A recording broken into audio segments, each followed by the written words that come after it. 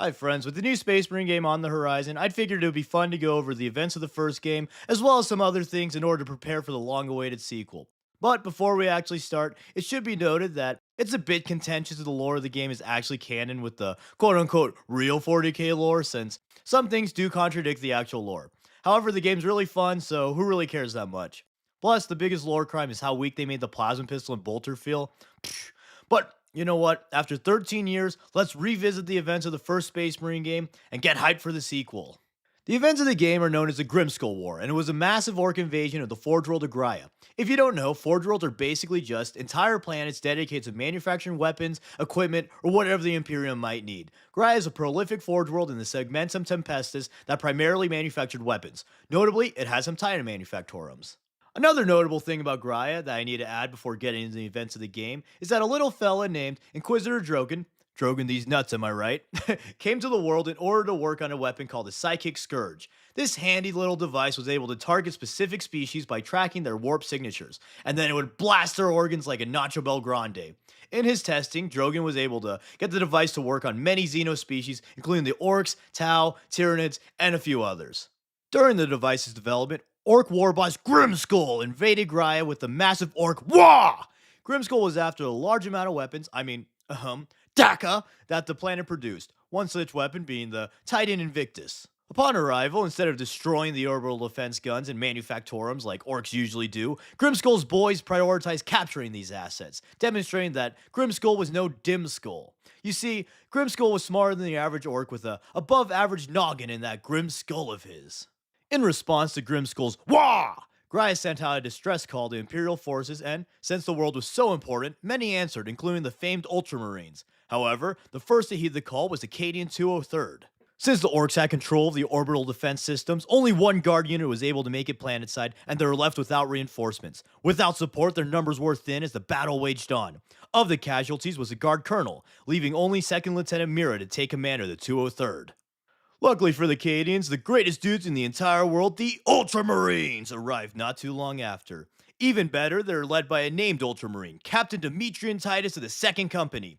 I bet you didn't know his first name was Demetrian, did ya?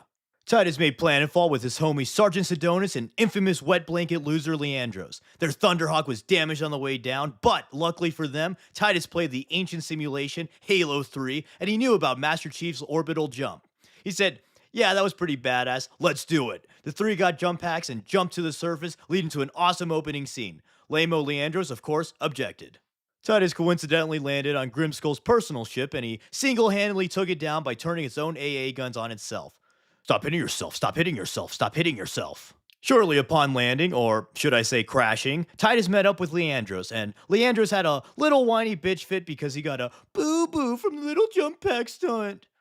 Captain Titus, the Codex Extaris reprimands blindly jumping out of an airplane with a jump pack. And for good reason, too. I got an ouchie. Why would you make me do such a thing? Leandros, we did it because it was fucking rad. You should really try growing a pair, dude. Eventually, Titus and Lame Andros rendezvous with Sidonus and discover Lieutenant Mira's remnant guard force. Due to her leadership, the few hundred guardsmen were able to hold back the millions of orcs for about 2 weeks without any reinforcements. After Mira explained her situation, Titus and friends went to retake the orbital defense cannon so that the reinforcements could once again aid the withering Imperials. After cutting through a swath of orcs, the Blue Bessies retook the orbital gun, and by retake, I mean blew it to high heaven with some melted charges. This allowed some more Imperial reinforcements to make their way planetside. Afterwards, the Marines plan to liberate any surviving Titans before the Orcs get their grubby green grippers on them. On the way there, they met a little servo skull belonging to Inquisitor Drogon. This dude never grew out of his emo phase and was in desperate need of help from the Marines and a talented barber. After even more fighting, the Blueberry Bunch found Drogon and learned of a powerful power source that powered the Manufactorum. Drogon informed them how urgent it was that the Orcs did not get access to this. The power source is notable because it has an extreme output given its small size, proving size truly doesn't matter. The device was able to achieve these crazy-ass outputs because it channeled energy from the warp. So then Titus went to the Manufactorum's generator to retrieve the power source. It was here where he met Grimskull for the second time. And, just like how your brother decides he wants something only because you want it, Grimskull declared himself a material girl as he now wanted that power source, aka that sparkly thing, for himself.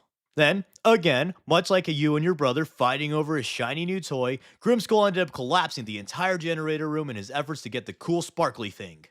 The collapse separated Captain Titty from his boys, but he successfully secured the power source. Topside, things got even more dire for the Imperials as their void blockade was broken by the Orc forces, and even more greenskins dropped planetside. Upon reuniting with the Inquisitor, Drogon explained how Titus should not have been able to handle the unshielded power source since it emanates wacko levels of warp energy, and should theoretically kill anyone who handles it. Psst, this is something called foreshadowing. The Inquisitor also finally revealed his super secret research project to the Space Marines as the Warp Scourge was Grai's only shot at repelling the ever increasing Orc forces. So once again, they set off to the next level, I mean building, so that they could connect the power source to the Scourge and eliminate the Orc menace. Yes, I have a massive weapon that will blow the Orcs' minds. Yes, the Orcs love weapons. I'm sure they'll be quite impressed with such a thing. No, I mean literally blow their minds. Oh. Does the Codex Astartes support this action? The Ultra Besties fought their way to Drogon's lab and inserted the power source into the weapon's generator. But the Orcs had damaged some of the conduits, and the Marines needed to realign them for some more epic gameplay. Once realigned, the Psychic Scourge began to power up and it fired towards Grai's orbital spire. As the Scourge's beam hit the spire, Grimskull arrived in his ship. He began to attack the Marines when the shockwave from the blast hit and knocked everyone to the ground. To Titus's dismay, the Orcs' minds were in fact not blown, and they were just a bit dazed. Then, as Team Titus prepared to face Gang Grimskull, a chaos portal suddenly opened and a host of bloodletters swarmed out, killed the Orcs, and pushed Grimskull off a ledge. From the portal emerged Chaos Lord Nemeroth, and he was met with Inquisitor Drogon. It was then revealed that the Blue Besties were tricked, bamboozled, and some would even say hoodwinked. They learned that Nemeroth sent a demon to possess the wounded Inquisitor, and with the help of the unwitting Space Marines, Puppet Drogon recalibrated the Psychic Scourge. Instead of killing all the Orcs as promised, the Scourge was set to channel warp energies into opening a Chaos portal via the orbital spire. There was a dude inside of you? Never trust the Inquisition. Nemeroth does a classic villain monologue telling Team Titus how they're a bunch of dumb stupid heads and they played right into my plan. He attempts to kill the captain and he remarks how Titus is resistant to his touch. No worries, Nemeroth. I too have found that Titus are resistant to my touch. But then, suddenly, Grimskull climbs back up from the abyss and he attacks the Chaos Lord. After a little tussle with the muscle, Grimskull and Nemeroth pull Acadia and they fall off a cliff. And it should be noted that Grimskull fell down the same exact cliff he just climbed up. Like, just imagine you're Grimskull. You go to fight some Beaky, then some weird purple blast knocks you over. No big deal. Didn't even hurt. Just a little fall. You get up to kill him once more. Then some random ass portal opens. Some demons kill your buddies. They jump you. They push you off like a 300-foot cliff or something. I don't know. But okay, whatever. You're the toughest. You're the baddest. You King Kong climb up the cliff like a freaking champion to get your sparkly thing. You finally get up there. Some nerd is talking to your Marine. He's about to steal your kill. So you punch him in the face, and then, just your luck, after a little scuffle, you fall down the same exact cliff. It was not his day. So then, after a little altercation, the Marines regroup and reclaim the power source. Team Titus decides that the only way to ward off the chaos invasion that they caused and prevent the warp portal from growing catastrophically large was to use the power source to supercharge the Titan Invictus in order to Jenga the Spire and collapse the growing warp portal. They reunited with Lieutenant Mira, and the Cadians and Marines made their way towards Invictus. But they got surrounded on all sides by Orc and Demon forces, so the Cadians were forced to fall back to Bastion Primus in order to regroup. Once again separated from his crew, Titus made his way to the Manufactorum. On the way there, he was ambushed by Boss Grimskull and they had an epic boss fight. Unfortunately for the little green guy, things began to look grim for the war boss as Titus shot him in the skull. R.I.P. Grimskull. You were the realest one there ever was, and you always put a grin on my skull. Does that make sense? I don't know, whatever, orc logic. With Grimskull dead, though, the Orc forces lost coherency and were unable to make any coordinated attacks. With the Greenskins crippled, Lieutenant Mira was able to retake the area. As always, the Marines fought their way through the hordes of enemies, got to the Manufactorum, activated the super weapon, etc., etc. You know the drill by now. With the power source supercharging the Titan's volcano cannon, it was able to destroy the spire in a single blast and close the warp gate, stranding Nemeroth and his chaos forces on Graia. Soon after the portal was severed, the rest of the Imperial Liberation Fleet made its way to Graia and deployed reinforcements. The Blood Ravens, Black Templars, Ultramarines, and Guardsmen led a massive counter-assault on the remaining Chaos holdout in the Spire. Titus wanted to go a bit nuts on the Chaos Forces, so he gave Sidonus the power source to bring back to the chapter. However, Sidonus didn't get too far before Nemeroth came through a portal, murdered the sergeant, and took the power source for himself. No, it should have been Leandros. Ah! With the power source, Nemeroth could ascend to demonhood and would be near unstoppable to the Imperial forces on Graia. After some monologuing, Nemeroth revealed that Titus is special in the way that he can resist Nemeroth's chaotic powers.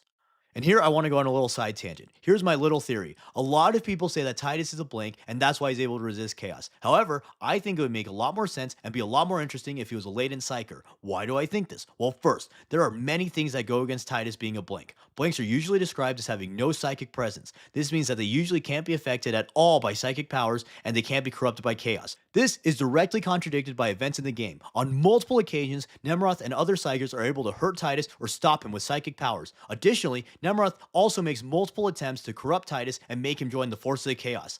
Leandros also worries about Titus getting corrupted, but he's kind of a stupid dickhead, so we could ignore that. So, now consider the latent psyker angle. Not only would this be more interesting from a gameplay perspective, just like imagine if halfway through Space Marine 2 we could start using some low-level psyker abilities, but it's also more consistent with what the game presents. While it is true that psykers are usually more susceptible to chaos corruption, psychic energies can be nullified by psykers with strong enough willpower. We know that Titus is ultra loyal and has a super strong will, so that totally fits. Even if he is unknowing, it's plausible to say that he might be subconsciously doing this.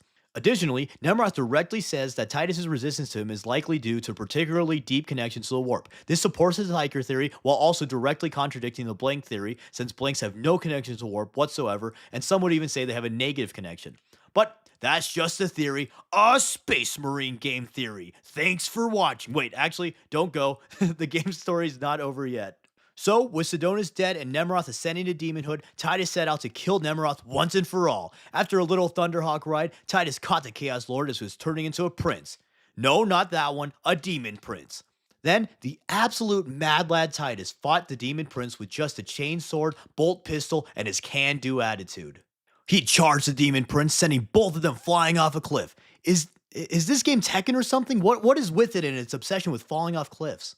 After beating the shit out of Nemeroth for like 5 minutes straight, this lunatic Titus rips the demon prince's head off with his bare hands, tears the power source apart, and probably breaks like half of his fused ribs when he lands in a Thunderhawk. In the Thunderhawk, Mira remarks how she now sees that Ultramarines are human after all. Which, second tangent, Mira, when exactly did it strike you that Titus was a human after all? Was it when he ripped a demon prince's head off with his bare hands? Or was it maybe when he pretty much single-handedly killed an entire army? Or maybe it was when he landed from like a mile-long fall with relatively minor injuries? When was it? And I know she means like seeing a demigod injured shows that they're still mortal, but Titus is an insane crazy man. Then, to spoil Titus's sweet victory, the Inquisition arrives with the Templars and fucking Leandros. Turns out that lame Andros tattled on Titus and believes him to be warp tainted. Titus submits to the Inquisition in order to protect Mira and her forces, and it left us with a 13-year-long cliffhanger. Again with the damn cliffs.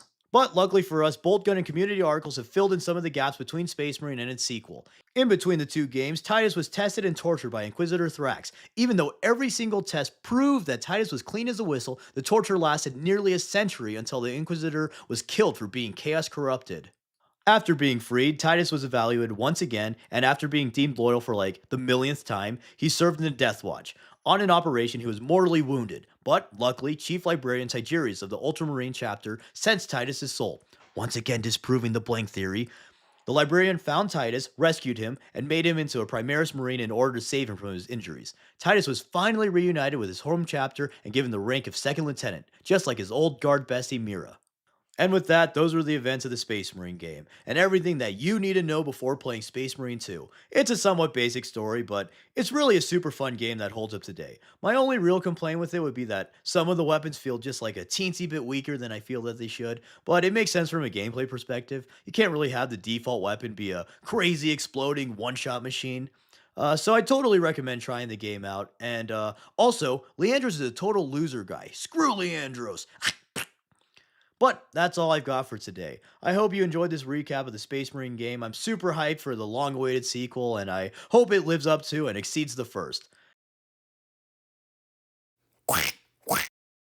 Hi friends, Space Marine 2 just launched, and let me tell you, it's totally awesome! Literally everything I wanted and then some. The combat is satisfying, the story's good, and it legitimately has some of the coolest 40k moments I've ever experienced. I was so hyped about it, in fact, that I made this very video so I can have an excuse to play through it a second time and draw some of the scenes and characters. And it should go without saying, but I'm going to be recapping the story of Space Marine 2, so of course there'll be some story spoilers in this story video. But let's get into it. You start this journey off as a mysterious Death Watch kill team leader. This dude's a Black Shield, meaning he no longer identifies with his original chapter. Oh, I wonder who this could be. His kill team Primus, was sent to the jungle planet Kataku in order to launch a virus bomb into orbit and slow a Tyranid invasion on the world. On the way to the launcher, their Corvus Blackstar was assaulted by a swarm of Tyranid gargoyles. Not even 5 minutes in, and you already get a kick-ass scene where the Gaunts are slowly tearing through the Blackstar's doors, and the Marines are slaughtering Nids in a cool-ass circle. Eventually, the Gaunts break through the Blackstar's doors, and one tackles the mysterious kill team leader. He plummets to the surface, which, if you think about it, an airship is basically just a mobile cliff. So, already, Space Marine 2 is keeping tradition and has you falling off a cliff in epic fashion. Woo! After crashing onto the planet's surface, the mysterious kill team leader makes his way to the launcher, and you get a mini Halo Reach moment when your squad is picked off one by one. These noble Marines are gone, but never forgotten. R.I.P. Brother Darius. You always had a really cool gun. R.I.P. Brother Baron. You were a sick dude and truly the bomb. R.I.P. Brother Ulfar. I guess you were in some Rogue Trader game, so I bet people who played that are even more sad. R.I.P. Brother Kelstros. In this instance, I guess the rip works in two ways. But anyways, after all those dudes, whoever they were, all die, it's up to the mysterious kill team leader to launch the virus bomb. He fights a seemingly unending swarm and successfully launches the bomb into the stratosphere. But the mysterious kill team leader gets overran, falls off a mini cliff, and then sensing he's about to face some trouble, he takes off his helmet to get that classic helmetless Space Marine plot armor. And who should this mysterious kill team leader be except for the hero of Graya and former 2nd Company Captain Demetrian Titus? Woohoo! Would have guessed that. And I wasn't even kidding with the helmetless named Ultramarine plot armor, because for most of this sequence, you literally can't get killed as you tear through waves and waves of Tyranids. But even helmetless Ultramarines can be bested, and Titus is mortally wounded after dueling a Carnifex. But luckily, he is saved by the Ultramarines, blasting the Nids from above. Titus wakes up and is told by the chaplain that Ultra Chad and kinda Ultra Dad Marnius Calgar personally ordered Titus to be put through the Rubicon Primaris to save him from his grievous wounds. This chaplain tells Titus that he has been reinstated into the Ultramarines, as the Inquisition has determined that Titus was free of taint and that his dishonorable time as a Black Shield was covered up. But the chaplain also tells Titus that he can never be truly redeemed until he proves himself to his home chapter, the Ultramarines. Also, these little freakish things that everyone's asking about are called cherubs. They're fat-grown servitors, basically cyborg servants, given cybernetic enhancements and anti-grav devices. They're made to look like little baby angels to represent purity, and they can do a number of things. They carry ammo around, they're messengers, they just generally help out, or kind of just add to a vibe, you know? But anyways, Titus speaks to the new 2nd Company Captain, Captain Akaran, and is given command of Sergeant Gadriel's fire team as lieutenant. Rounding out the boys is Chiron, or as me and my friend Caleb like to call him, Chair Iron the VIP. They learn that the Tyranids are assaulting 2 planets, Kadaku and the hive world of Avarax. The Ultramarines decide to abandon Kadaku in order to defend the more important Avarax. But before leaving, Titus and the boys are sent to recapture the orbital guns so all valuable Imperial assets can be safely evacuated. So, after a badass gate defense, meeting Katie and Captain Mustache, and a bunch of beautiful executions, you activate the orbital defense guns to destroy a Tyranid hive ship. But before evacuating Kadaku, Titus is tasked with retrieving annoying dickhead Archmagos Nozick, as he's a high-value asset and has important Mechanicus research data. After probably the most annoying level, like seriously, fuck these little bastards, all my homies hate Rippers. And also, you know what, while we're at it, screw these stupid brain blast nerd bugs. All my homies hate zoanthropes. Thank the Emperor for crack grenades, the best grenades, who also have a really cool name. But anyways, we secure the artifact that Nozick needed and he evacuates. But then, his Thunderhawk is suddenly struck and plummets to the ground. So then Team Titus 2 strap up with jump packs and make their way to the crash site. It is there when they see that Nozick has been assassinated by Chaos. What? They're in the game? Wow! Who would have guessed that? And there's also the name Imra tagged on a down Thunderhawk, whatever the heck that means. And at this crash site, Titus also has like a little heart attack or something, suspected to be from his Primaris operations, or perhaps something more chaotic. As they're leaving, Titus also notices that, for whatever reason, the assassins completely left Novik's important artifact behind. This is called foreshadowing. And later on the command ship, Titus speaks with Akaran about what happened on Kadaku. Apparently, the Mechanicus reported Novik's death to be caused by quote unquote engine failure. Yeah, sure, buddy. I guess those engines made a little chaos shrine and was a graffiti enthusiast as well.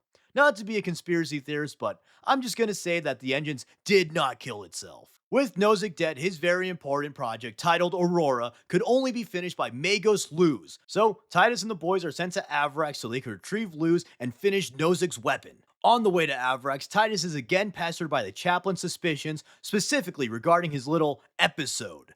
But anyways, Titus and the boys make their way to the Mechanicus facility on Avrax to search for the whereabouts of Luz. On the way there, they are ambushed by a Carnifex. Ah! But honestly, I felt like this was one of the easiest fights in the game. I literally had more trouble on the Ripper level. I don't know if that's a good or bad thing.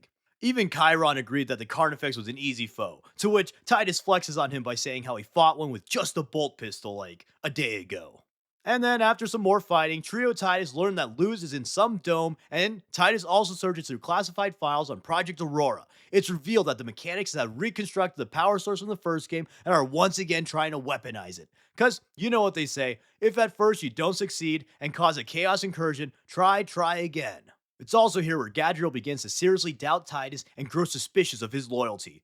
Oh no, Gadriel. Please don't become a second Leandros. Please! But after getting this information, the boys save the city from a Volkite meltdown and go back to the barge. Titus tells Akaran of the dangers that Aurora may pose, but Akaran scolds Titus for such an accusation and sends him to retrieve Luz from some dome. Additionally, there's some trouble in paradise as the seeds of distrust are sown in Team Titus. You see, getting tortured for like 100 years because some asshole wrongly thought that you were a heretic, it's bound to change a guy, at least a little bit. So now Titus is a bit more reclusive and doesn't want to speak his mind in fear of getting falsely accused once more. However, this reclusiveness makes Gadriel even more suspicious of Titus's true motives. Ooh, I swear if Gadriel becomes Leandros Part 2, I'm gonna go ultra mad! So continues the Titus tale as he and the boys head back to the surface in search of some dome. They fight their way through the NIDS, they meet the coolest veteran sergeant ever, this dude beat a war boss to death with its own severed arm, and he's besties with Chair Iron the VIP. Hell yeah! They fight and kill a Neurothrope, and they get a lift to the dome by veteran sergeant coolest dude ever. And veteran sergeant coolest dude ever joins Team Titus into the dome. Hell yeah! Imagine the cool stuff we'll do with an extra Marine, a veteran sergeant Marine for that matter. Hell yeah! In the dome, the Marines question the guardsmen about the dome, and Chair Iron, the VIP, notices a chaos tattoo on the guardsmen, revealing them to be heretics. Which, also, having an evil tattoo, probably not the best move for going undercover. But anyways, the traitor is shot, but not before he sets off a bomb that blows a rebar straight through veteran sergeant coolest dude ever's face. No! Why couldn't it be Lame Andros? Oh wait, he's not here. But after slaying the best character in the game, the filthy traitors open a portal and summon Thousand Suns, Chaos Space Marines. Wait, you mean the Tyrants aren't the main villain? Who would have guessed? After killing some Rubric Marines, Chair Iron, the VIP, goes insano style and he has a Doom Guy rampage since his old bestie was killed, and Chair Iron really hates traitors as he was present in the betrayal of Calth as a child. So, fueled by his hatred, Chair Iron, the VIP, has a badass cutscene wrecking some sons of guns. And by guns, I mean Magnus. Or do I mean my guns, perhaps? After the cutscene, Titus scolds Chair Iron's recklessness, but honestly, going on an ultra rage solo killing spree is totally a Titus move. Like, Titus's signature ability is literally him getting pissed off. So, Titus probably thought it was cool as hell, but he had to save face as a newly reformed, responsible person. But anyways, after some more dustin', the boys in blue, no, the boys in blue that we're playing as, rescued Luz, and on the ride home, Luz talks about what a coincidence it is that Titus has the same name as a captain on Graia who dealt with the same power source. Wait, your name is Titus? There was a Titus on Graia. He died. Hmm. That's weird. I've never heard of him. Sounds like a total badass, though. I'm not going to lie. And for the record, I bet he didn't actually die, and he actually single handedly kicked some demon prince's ass as well. But this revelation further raises suspicions from Gadriel and Chair Iron to a peak, since they know that Titus is a pretty old fellow. So, Akron lets the boys know that all of Avrax is being attacked by heretics and Tyranids. With things so dire, they have no choice but to try and use Project Aurora. But first, Titus wants to at least warn Calgar of the potential dangers. Unfortunately for Titus, the planet's astropath is being nullified by the Shadow and the Warp, so he devises a plan to both contact Calgar and lessen the Tyranid threat. They're gonna hunt the Hive Tyrant. Woo! Let's go! What? We don't fight the Hive Tyrant as Titus? It dies off screen? It's killed by 3 Marines? Okay. Welp, RIP Tyranid fans. But also, I'm not gonna lie, this sets up one of the coolest scenes in the game, so we'll get back to that later. So then, Titus sends Team Talassa to kill the Hive Tyrant and Team Viridian to do something else, I don't remember. Meanwhile, he and the boys go to secure the astropathic relay and send the message to Calgar. On the way to the planet's surface, Gadriel confronts Titus. Gadriel searched the archives and confirmed that Titus was the captain on Graia. Titus tells him that he became a Black Shield because he was accused of corruption, but this only worsens Gadriel's worries. Things are starting to feel a bit Lamandrosy around here. Then we have a freaking epic push with the Cadians, which, let me pause to gush about the Cadians a bit. Seeing the guard mobilizing was so cool, man. All the tanks, the shock troops lining up. Of course, Captain Iden giving the coolest speech ever on the Baneblade. Just all of it was so amazing. I'm so happy too that they kept the classic art aesthetic. It really put me in the mood for a giant awesome battle. And a giant awesome battle I got. The courtyard scene was beautiful. The full-scale war was epic. And there's another jump pack scene, baby. But enough of that. This is Space Marine 2 after all, so back to the Space Marines. After suiting up, Gadriel gets a bit madriel that Titus isn't helping the main force and instead insists on finding an astropath. So, not to be outdone by Cherar and the VIP, Gadriel has a bit of a tantrum, leading to a badass moment of him going Insano style on a bunch of gargoyles. After some more Ultra gameplay, you finally arrive at the relay and realize that Team Talassa has failed to slay the Hive Tyrant, so you must make a final stand at the relay station. You face a seemingly endless wave of Tyranids, culminating in another epic Carnifex battle. You best the beast and it's all good. Except it's not. These are the Tyranids, and they got waves on waves. A second horde assaults you, this time headed by 3 Carnifexes. With your ammo spent and your body bloodied, you prepare your chainsword for a hopeless battle. But the Emperor protects, and the beasts collapsed. Talassa has slain the Hive Tyrant. Which also, the Tyranids really shouldn't have just fallen over like that and left. More accurately would have been them maybe like dropping for a bit due to the synaptic shock, but then still attacking you as mindless feral beasts. But this final moment when you're making a final stand against a giant wave of Tyranids only to be saved at the last second by them losing their synaptic connection is actually a super epic scene.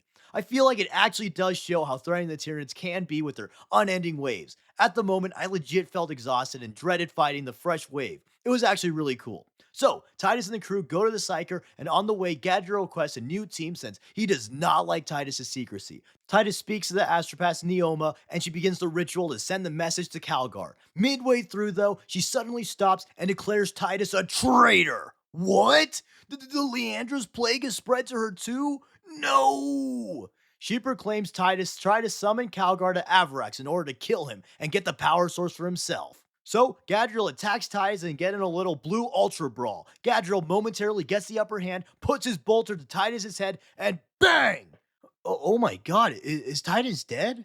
No, of course he's not. He didn't have his helmet on in this scene. Cherar, the VIP, came in clutch and shot the astropath. The dead Psyker is revealed to be possessed by the exalted sorcerer Imra while she was sending her message. Cherar saw right through the chaos trickery due to his childhood encounter with the word bearers, and he proved that he is truly the VIP. Also, Imra is like really funny. He constantly monologues at you as you fight him, either shit-talking the teamwork, or lack thereof, or trying to tempt Titus to join the other blue team. Imra eventually escapes, and Titus tells Gadriel that he understands the suspicion, but from here forth, he will take no more Leandros-like behavior, and Gadriel complies, ashamed of his actions. Back at the battle barge, it's revealed that the Thousand Sons have diverted their forces to Miriam in order to attack Luz and the Aurora Project. And finally, the Marines acknowledge that Titus, who has basically never been wrong before, might actually be right about the Chaos Artifact being dangerous. The Ultramarine forces prepare a total assault on Demirium to protect the power source and prevent a full-on Chaos incursion, but they fear they'll be crushed if they don't destroy a spire that is summoning Chaos reinforcements first. So far, all attempts to destroy the spire have failed, but Gadriel thinks outside of the box and comes up with a plan to use a fallen battle barge, the Sword of Atreus, to ram into the spire and destroy it. Now you're thinking like Titus, redemption arc perhaps? But anyways, Titus compliments Gadriel's plan and they prepare for battle. But before setting off, the chaplain, of course, scolds Titus and the boys once again. He accuses Titus of potential heresy, yells at Gadriel for trying to kill Titus, and tells the boys he'll be watching them. Ugh, this dude really needs to get off our case. Like, we're just nonstop kicking ass, and this dude's nonstop being an ass. Very lame. But you know what's not lame? This final part. It has legitimately some of the coolest moments I've ever experienced in 40k and even gaming as a whole. Akaran gives the third best speech in the game. You do Titus's favorite jumping off a high place and kicking ass maneuver. Gadriel says, the Codex Astartes does not support this action. But I'm looking forward to it. Redemption arc, let's go, baby! Gadriel and Titus finally make up. Gadriel apologizing for almost killing Titus, and Titus apologizing that Lame Andros was such a little bitch that Titus got generational trauma and almost failed Gadriel. The boys are finally a team and ready to kick some ass, this time with thunder hammers, hell yeah! And that's just the start. It's gonna get exponentially cooler from here. After fighting through the Chaos Forces in a cool jump pack section, you plant a homer, and the Sword of Atreus rams into the spire, tearing it asunder. Even crippled, the Thousand Sun forces pose a threat to the Aurora and seem to be trying to destroy it at all cost. So, Team Titus fight their way through what feels like 1,000 suns or something. Wait. At the site, they find some strange ancient glyphs. I wonder what they could be. But yeah, more fighting, yada yada. By the way, Scarab Terminators are super scary to fight, be it the Soul Reaper cannons, Kopesh dudes, or those damn annoying missile guys who are almost impossible to dodge. Then, for the last leg of the trip to Luz, you take a 30-minute elevator ride to the Aurora site. 30 minutes! And keep in mind, you don't fight anything on this elevator ride. You just stand there with your boys for 30 minutes. Like, imagine how deep the site must be, and I wonder if they talked or anything, or if they just stood in silence preparing for a battle. Lieutenant. Oh, about what happened at the relay. I just wanted to say, save it, Gadriel. We already made up in the Thunderhawk scene. I know, but I did almost kill you after all, so I feel really bad. I said save it. Ultra water under the Ultra bridge. Also, you did not almost kill me. I would have kicked your ass. Whoa. I don't know about that, buddy. I had a gun to your face. Did you forget that, Dementia Titus? I would have ate that round and kicked your ass. Don't delude yourself, Sergeant. Stop fighting! Guys, can we just be besties, please? Oh yeah, I'm sorry. Besties for life, guys. So after that quick elevator ride, they get to the site and see that Titus was right yet again, and Demirium is actually a Necron tomb world. They rush to Luz, and along the way, Imra taunts and gaslights the boys, but now the power of friendship keeps them from falling to such tricks. They finally arrive at Luz, and they see an army of Thousand Suns paralyzed by the power of the Aurora. They command Luz to stop, but he is unrelenting. Then, Imra suddenly appears and tries to kill Luz, but his magic is of no use against the Aurora's force field, so he summons a Hellbrute. The Hellbrute is of course slain, and Luz finishes the vice and banishes Imra. Aurora actually worked! Let's go! Then, Luz went across the galaxy, snuffing out chaos with the Aurora, and everyone lived happily ever after. I'm just kidding. Imra appears again and tells Luz that it was he, Imra the Sorcerer, who planted the idea of Aurora, and that Luz was just a pawn in Imra's game. In fact, Imra orchestrated all of this from the start. He planted ideas within Luz under the guise of inspiration. He had Nozick assassinated so that the Imperials would retrieve Luz and send him to finish Aurora. Then, Imra faked his death so that the Marines might have thought that Aurora could have worked. Truly a disciple of Tzeentch. Imra inverts Aurora and makes it amplify warp energy instead of nullifying it, and then things get pretty nutty on Demirius as a humongo warp rift opens up. You rendezvous with Akaran and prepare a final push on the Aurora pillar in hopes of destroying the power source and foiling Imra's plan. Then, The coolest moment in all of gaming maybe ever happens as you raise a company standard and fend off the unrelenting tides of Zinch minions with your Ultra Bros. You literally get to live out the classic Marines in a pile Codex art pose, shooting anything that you see, and it is the greatest thing ever. My little nerd brain went into overdrive, and I truly felt like the Warhammer 40,000. Then, to top it off, Calgar makes a booming entrance and saves the boys with the first company. And holy shit, Calgar is literally so cool, casually jumping from a Thunderhawk to double fist heretics.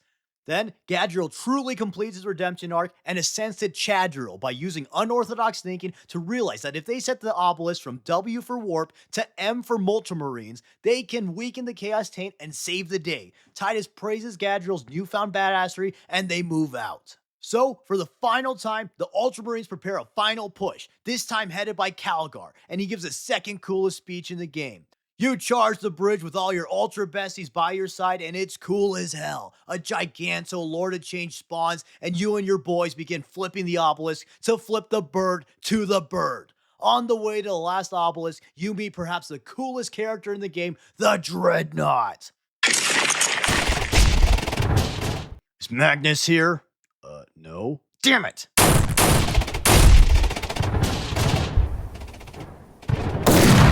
Holy shit. Team Titus meets up with Calgar and goes into the Immaterium to defeat Imra once and for all. The Titus trio face Imra and his Lord of Change. I should also mention that Chiron drops the best line of the game. He tells Imra, and I quote, "Our chapter serfs will use your skull as a piss pot. Ultra based." After ultra kicking Imra's ass, you reunite with Calgar, and Titus destroys the power source yet again. Maybe this time I'll actually say destroyed. Calgar congratulates Titus, and they all have an ultra celebration. Also, I played What I've Done right after Imra died on stream, and the What I've Done part lined up perfectly with Chiron helping Titus up. It was the coolest thing ever. And so, back on the battle barge, Calgar awards Titus with a cool new hat, says Titus has truly proven himself yet again, and apologizes for not finding him sooner since Titus is just such a cool dude. Titus is also told that he's a new mission assignment from the chaplain. But before that, Titus says goodbye to his new Ultra Besties and tells him that you have restored my faith in brotherhood, proving that the real Space Marine 2 were the two Space Marines that became our friends along the way. Literally peak. But unfortunately, they'll have to bro up another time as Titus sets off with Calgar and the chaplain. And before boarding, the chaplain says that Titus may have proven himself to the chapter master and literally everyone else, but he will always be suspicious in his eyes. Ugh, this chaplain is really annoying and lame. The Kraplin is starting to act like a new Lamandros. Wait, he's taking off his helmet. No, it's Lamandros. Ah! I don't care if he has drip now, he still sucks. But that's the story of Space Marine 2. And honestly, I know a lot of people thought that the story was underwhelming, but I thought it was actually a really good story for what it was. I liked Gadriel's arc, as well as Team Titus as a whole. It had amazing moments, and I thought at first I wouldn't like how it kind of copied the first game. However, after playing it twice, I actually really like how it recontextualizes the first game's conflict with Leandros and the Codex stuff by having Titus show humility this time around, moving through his trauma, and learning from his past mistakes to teach Gadriel to be a true Ultramarine in a way that he couldn't with Leandros in the past. And at the very least, the story was an effective vessel to take us from literally the coolest moment ever to the next, literally the coolest moment ever. Like, I didn't watch John Wick for a deep look into the human psyche or anything. I watched it to see some of the coolest action scenes around. Likewise, I played Space Marine 2 to experience kick-ass 40k moments, and that I got. The executions, the endless Tyranid swarms, the guardsmen mobilizing on Avarax, the Dread, Calgar, the Lord of Change, the frickin' banner scene. These were all magical to play through and made for a genuinely awesome experience. But let me know what you thought of the game and what did you think of the story? I'd love to hear. Also, short and simple doesn't mean bad. Not everything needs to be a 500-hour long campaign with a million different endings and a complex morality system. Sometimes a game could just be cool. Hi, friends. Today we're talking about the bestest, most epicest, most coolest guys ever, the Space Marines. And even better, we're talking about the bestest, most epicest, most coolest Space Marines around, the Ultramarines. Now, I say that as a joke, but I actually really do like the Ultramarines, and I think they're honestly a bit overhated. Oh, Crackduck likes the Ultramarines. He's so basic. Boo. Yeah, obviously. I like Cadians, what'd you expect? But Roman-themed Space Marines who have the capacity to critically think, that's a cool chapter. And a lot like the Cadians, I feel like the Ultramarines are actually really cool, but they get clowned on since they're the poster boys and, well, let's be honest, they're better at their job than everyone else. But enough of that preamble. Let's get into the lore of the 13th Legion, the Scions of Guilliman, the Ultramarines. But also, before we get into that, let's run through some of the tired old jokes and never mention them again in this video. Ha, Ultramarines, more like ultra boring. These guys are like Smurfs because they're blue. Ha ha, astute observation. Your chapter symbol is a toilet seat, perhaps in reference to how you get shit on so much. Ha. Need more lieutenants, the range is looking barren, and of course, Robo Gorilla Man, Robot Girly Man, Robert Guile from Street Fighter Man, Robooty Gawk Gawk Man, and Ruby Gilman, Teenage Kraken. Now that that's out of the way, let's properly get into the Ultramarines. The Ultramarines are the 13th Legion of the first founding and were known as the Warborn before meeting their Ultra Dad Gilliman. This is because they're made up of people of the warring factions of the Caucasus Waste on Earth. Wait, Warborn, Wastelands, and Blue. It kind of reminds me of a certain state whose motto is Battleborn, most known for its wasteland city, and has a suspiciously blue flag. Holy shit, they're Nevada Marines! Upon reuniting with Gilliman, the Warborn became the Ultramarines and were relocated to McCrag. Gilliman highly respects his sons and taught his legion to treat him like a commander and role model rather than a divine king. As such, Gilliman is open to talking to his sons, discussing strategies, and Gilliman has even been, and I quote, known to make the occasional jest. Because, Gilliman's sometimes a bit of a silly man. But silly man aside, during the Great Crusade, Gilliman and his Ultramarines were literally one of the best legions, if not the best legion. They were only second to Horus's Luna Wolves in terms of worlds conquered. However, where I'd argue that the Ultramarines might edge out the Luna Wolves is how they left the world. Although they conquered less worlds, Gilliman would make sure to establish an efficient government, proper defenses, and he would leave advisors to help the new Imperial worlds. This meant that the worlds he conquered were most likely going to stay conquered, and they would be primed to defend themselves even without the Marine legions. At their peak, the Ultramarines were the largest legion, having about 250,000 Marines. They had so many Marines, in fact, that Gilliman had to establish a chapter system as companies were becoming too small organization-wise. These chapters are, of course, the progenitor of the modern-day chapters of 40k.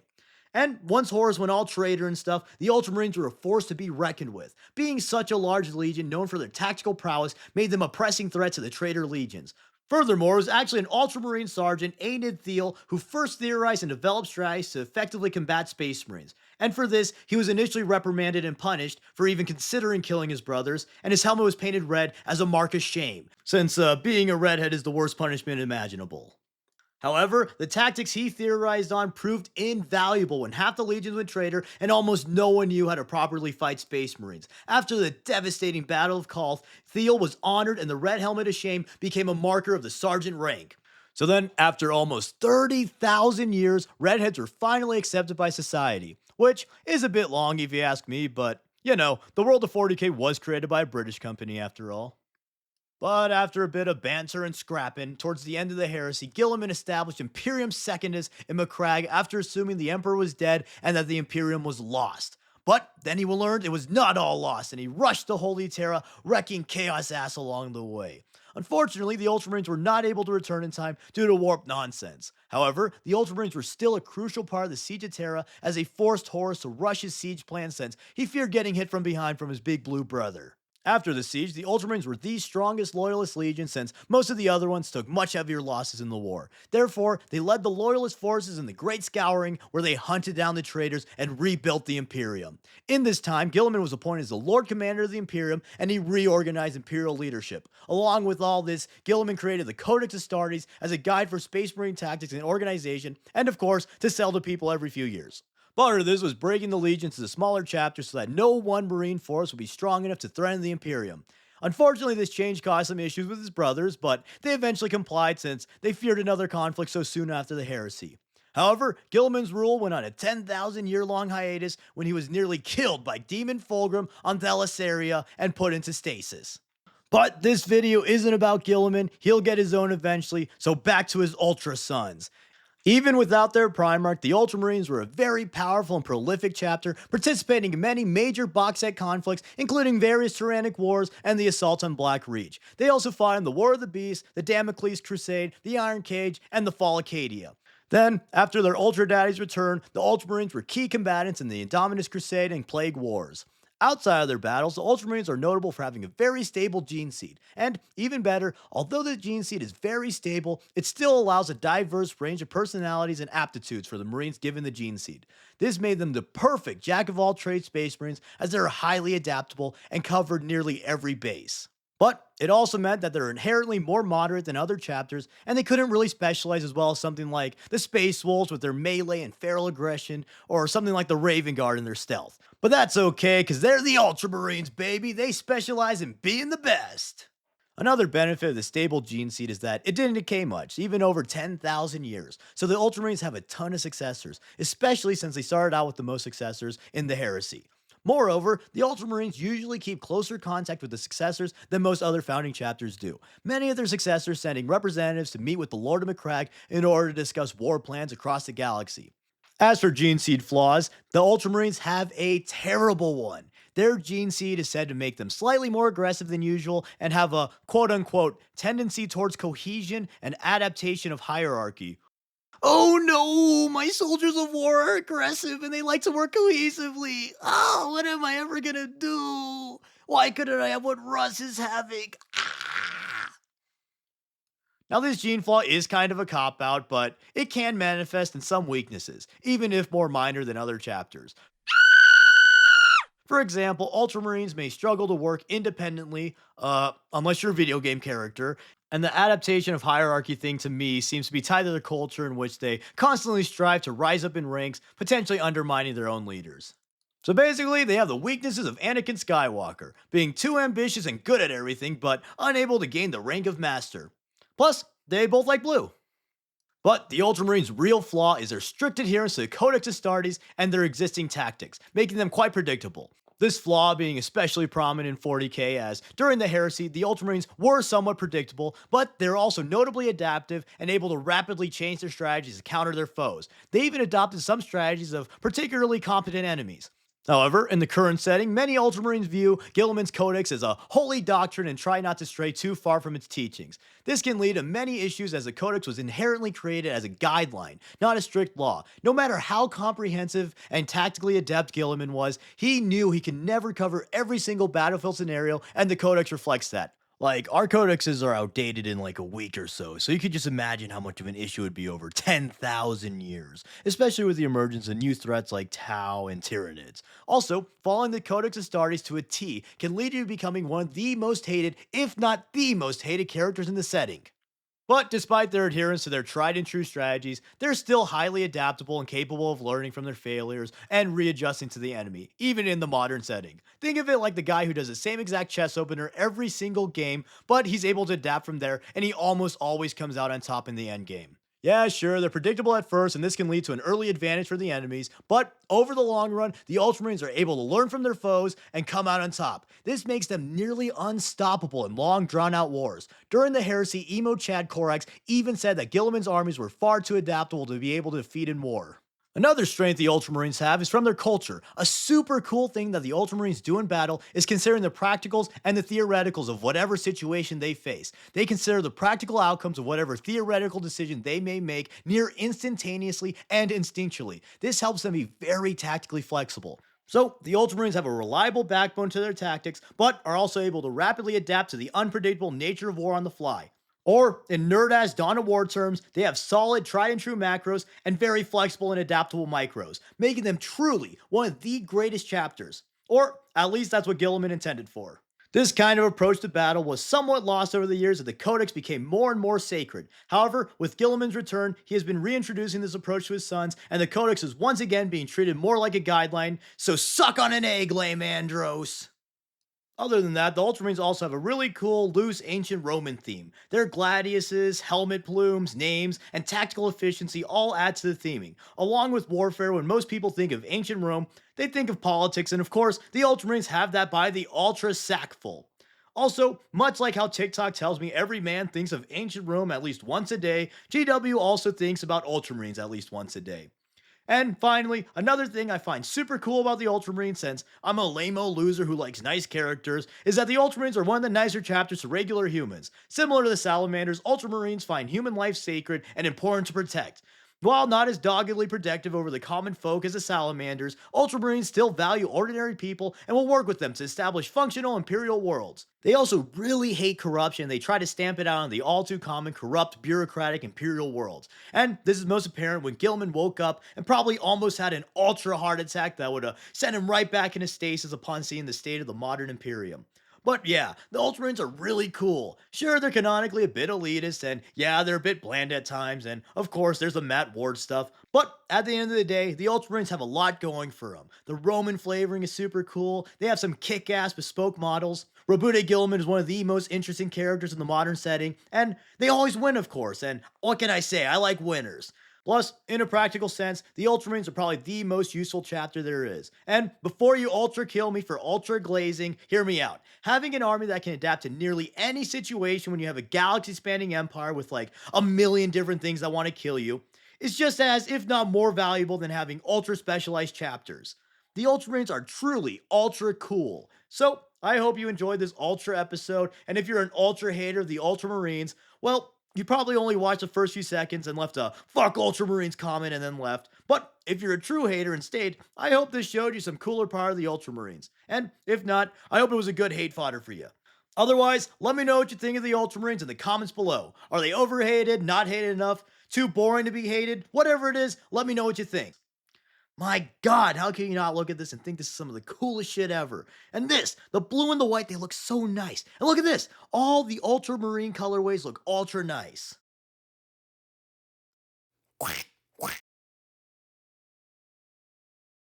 Hi, friends. It's Orktober! Orcs, orcs, orcs! Am I right, boys? Orc boys, that is. Woo!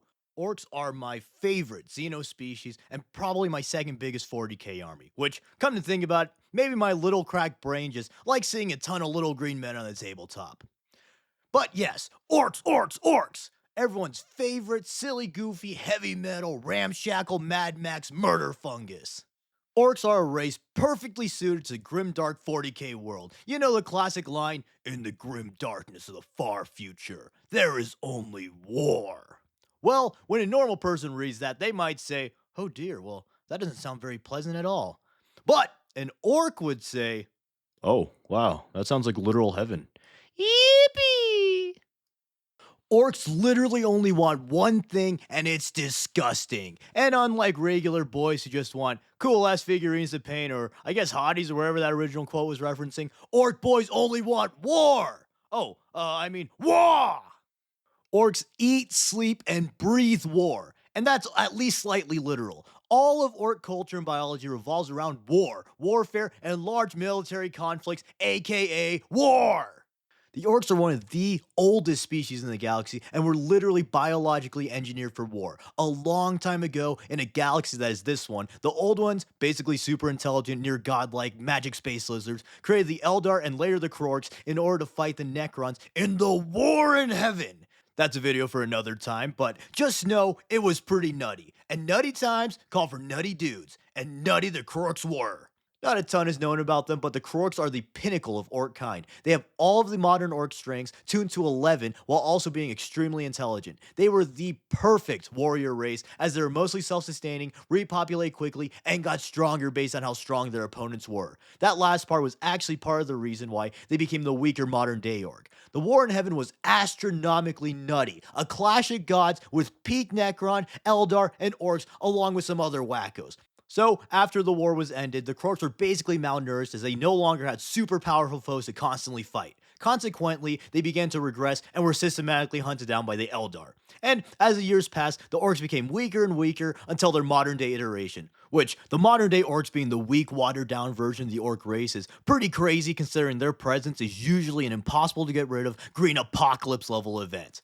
But with that, what makes the orcs so dang dangerous? And why exactly are they a perfectly engineered warrior race? Because they're green, and green is best. But jorts, jokes plus orcs, aside, them being green actually is tied to one of their greatest strengths, their unending tides. But I'll get to that in a bit. First, I need to cover the basics. Orcs are incredibly tough and strong. Their bones are thicker and more dense than humans, they have simpler organs, less sensory nerves so they don't feel as much pain, and they have a layer of spongy flesh to lessen impacts. All these traits make the orcs very durable and deadly in combat. They're basically really, really hard to kill, roided up gorillas with giant guns and swords. And that hard to kill part is no joke. Orcs can survive dismemberment, decapitation, impaling, crushing, and pretty much anything else, at least for a short time. And that short time is often enough time for them to shoot you in the face or crump you in return. In addition to this, remember that the orcs also get stronger than bigger the more they fight, the more powerful their opponents are, and the more unified they are. This makes orc wars incredibly dangerous as they unify orcs to a common cause and gather more and more greenskins to wage war, constantly powering themselves up. Now, back to green, and this next part doesn't really make sense for real science, but who gives a damn? This is 40k, rule it cool, baby! So, the orcs are supposedly green because they have chlorophyll in their blood and can photosynthesize. This, in conjunction with their ability to eat pretty much anything and the fact that their food literally grows with them, means that almost all their labor and supply lines can be dedicated to more DECA! Woo! To elaborate on their food situation, let me describe the typical orc reproduction cycle. And don't worry, kiddos, orcs reproduce in the boring way. That's to say they don't have sex, unlike us super cool Warhammer players.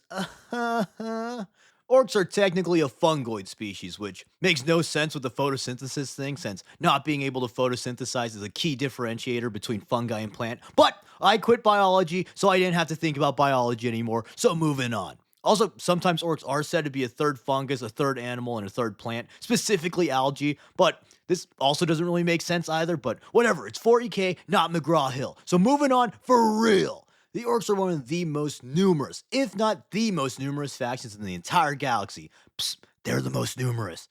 The orcs have been found in every corner of the galaxy, so there's no doubt at least 10 of them on the low end and more than 11 of them on the high end. Even worse, the orcs spread and reproduce at an astonishing rate, so if they don't quite inhabit every corner of their galaxy yet, they will eventually. So, just like Spirit Halloween, like a bazillion of them can just show up overnight and sow terror in the local population. Boom! October callback, baby.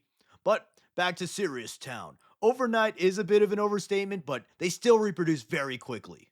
Orcs reproduce by releasing spores which incubate underground into little freakish plant wombs and gestate into various orcoid life forms. Often squigs are born first, then snotlings who start the food supply by herding the squigs and cultivating fungus, then the grots build important structures, and then finally, just like a blister, the orcs come after the hard work's done. They use all the stuff the lesser orcoid life forms so nicely made for them and go off to look for something to fight. This orc life cycle makes it almost impossible to fully eradicate the orcs since once you kill one of them, they release a bunch of spores to start the cycle anew. So usually once a planet is visited by the orcs, they have to deal with them for the rest of time.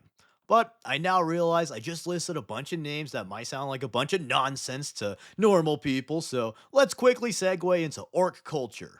The orcs essentially have a caste system in which the wacky critters I just described are put into. Much like playground children or the Decepticons, orcs believe that might is right and the biggest and strongest shall lead the rest of the boys. So, the squigs, snotlings, and grots are considered lesser beings since they're weak and small and can barely even fight. Usually. And as such, these little dudes are assigned to all the boring ass tasks like manufacturing, farming, being farmed, fixing things, and basically everything else actually essential to actually keeping their society functional. Meanwhile, the proper orcs get to do the fun stuff, like killing things. Woo! And then, even here, in their own subspecies, they're also put into soft classes. The run-of-the-mill orc is simply referred to as a boy, and these serve as the standard infantry of an orc. Wah! Although generally the weakest orc, the boys are still brutal green monster men that can kill most things, especially when he's joined by like a million other boys. Another important part of orc biology is that they all have some sort of innate knowledge coded into them. Usually this is just like a million different ways to brutally kill stuff, but sometimes it's things like engineering or magic, which brings us to the more specialized boys called odd boys. First up are the mech boys, who invent and fix all the orcs' technology. They can pretty much fix or make anything, but they don't truly understand how the machines work, rather they just rely on their genetic instincts to get the job done. To demonstrate their absolute genius, here's one of their greatest inventions. It's called a shock attack gun. Oh, alright, sounds like an electricity gun. Impressive, but kinda sci fi basic if you ask me.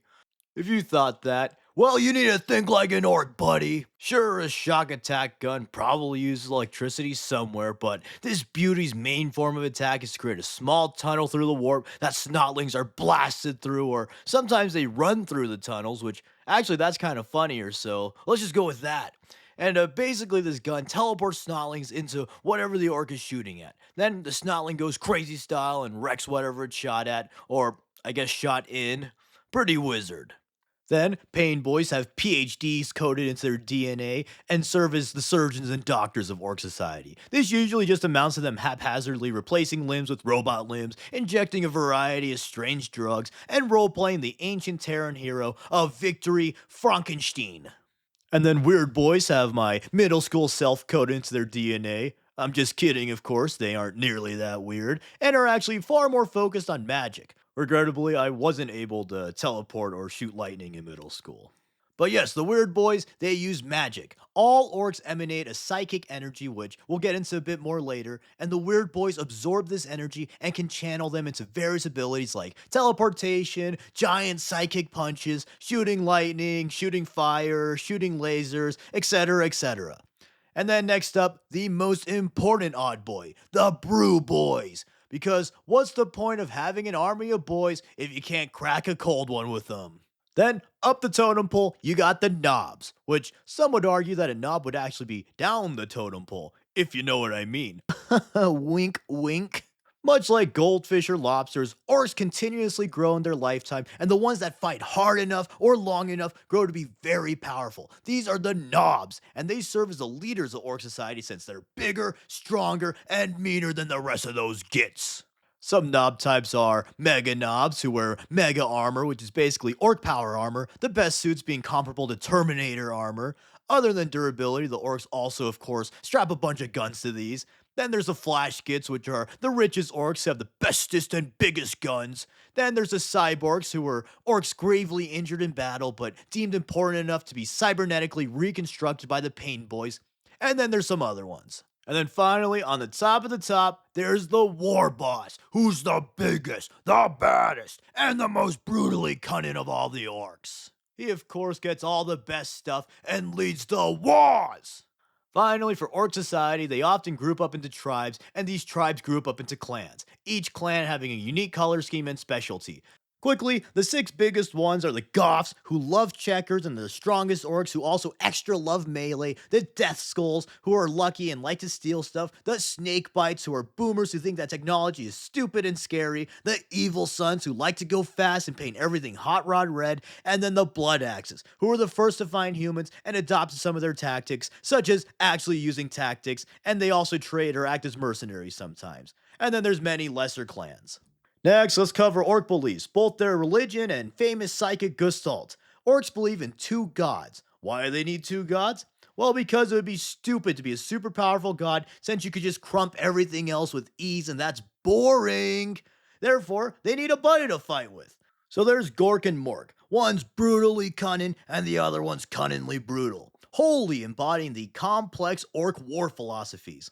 And to close off this holy orc trinity is Gazkul, the prophet of the wall, and technically orc Jesus. Like, come on, he was reborn a number of times, performs orc miracles, and killing a ton of things is the closest orc analog of going around performing good deeds and spreading benevolent teachings. Then, on the other side of the orc belief coin is their unique species-wide psychic ability called the Psychic Gestalt, a concept who gives the stupid-ass shovel memes a run for their misconception money. The Psychic Gestalt is essentially a psychic field made up of the psychic aura of every orc in an area and can have tangible effects based on the collective orc belief. However, this effect is very, very often over-exaggerated in memes and stuff to a, quite frankly, stupid degree.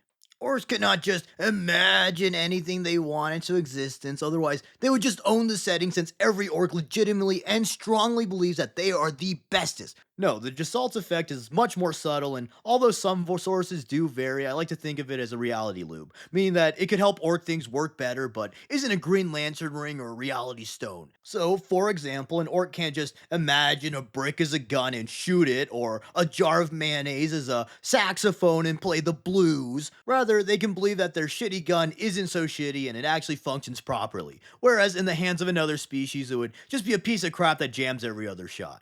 This is also where the color thing comes into play. Some say that the orc color thing isn't real, both in lore and on a metatextual level, but I personally subscribe to the idea that it does give subtle bonuses because it's more fun and other factions have at least low level reality warping born of belief, so orcs having it makes sense.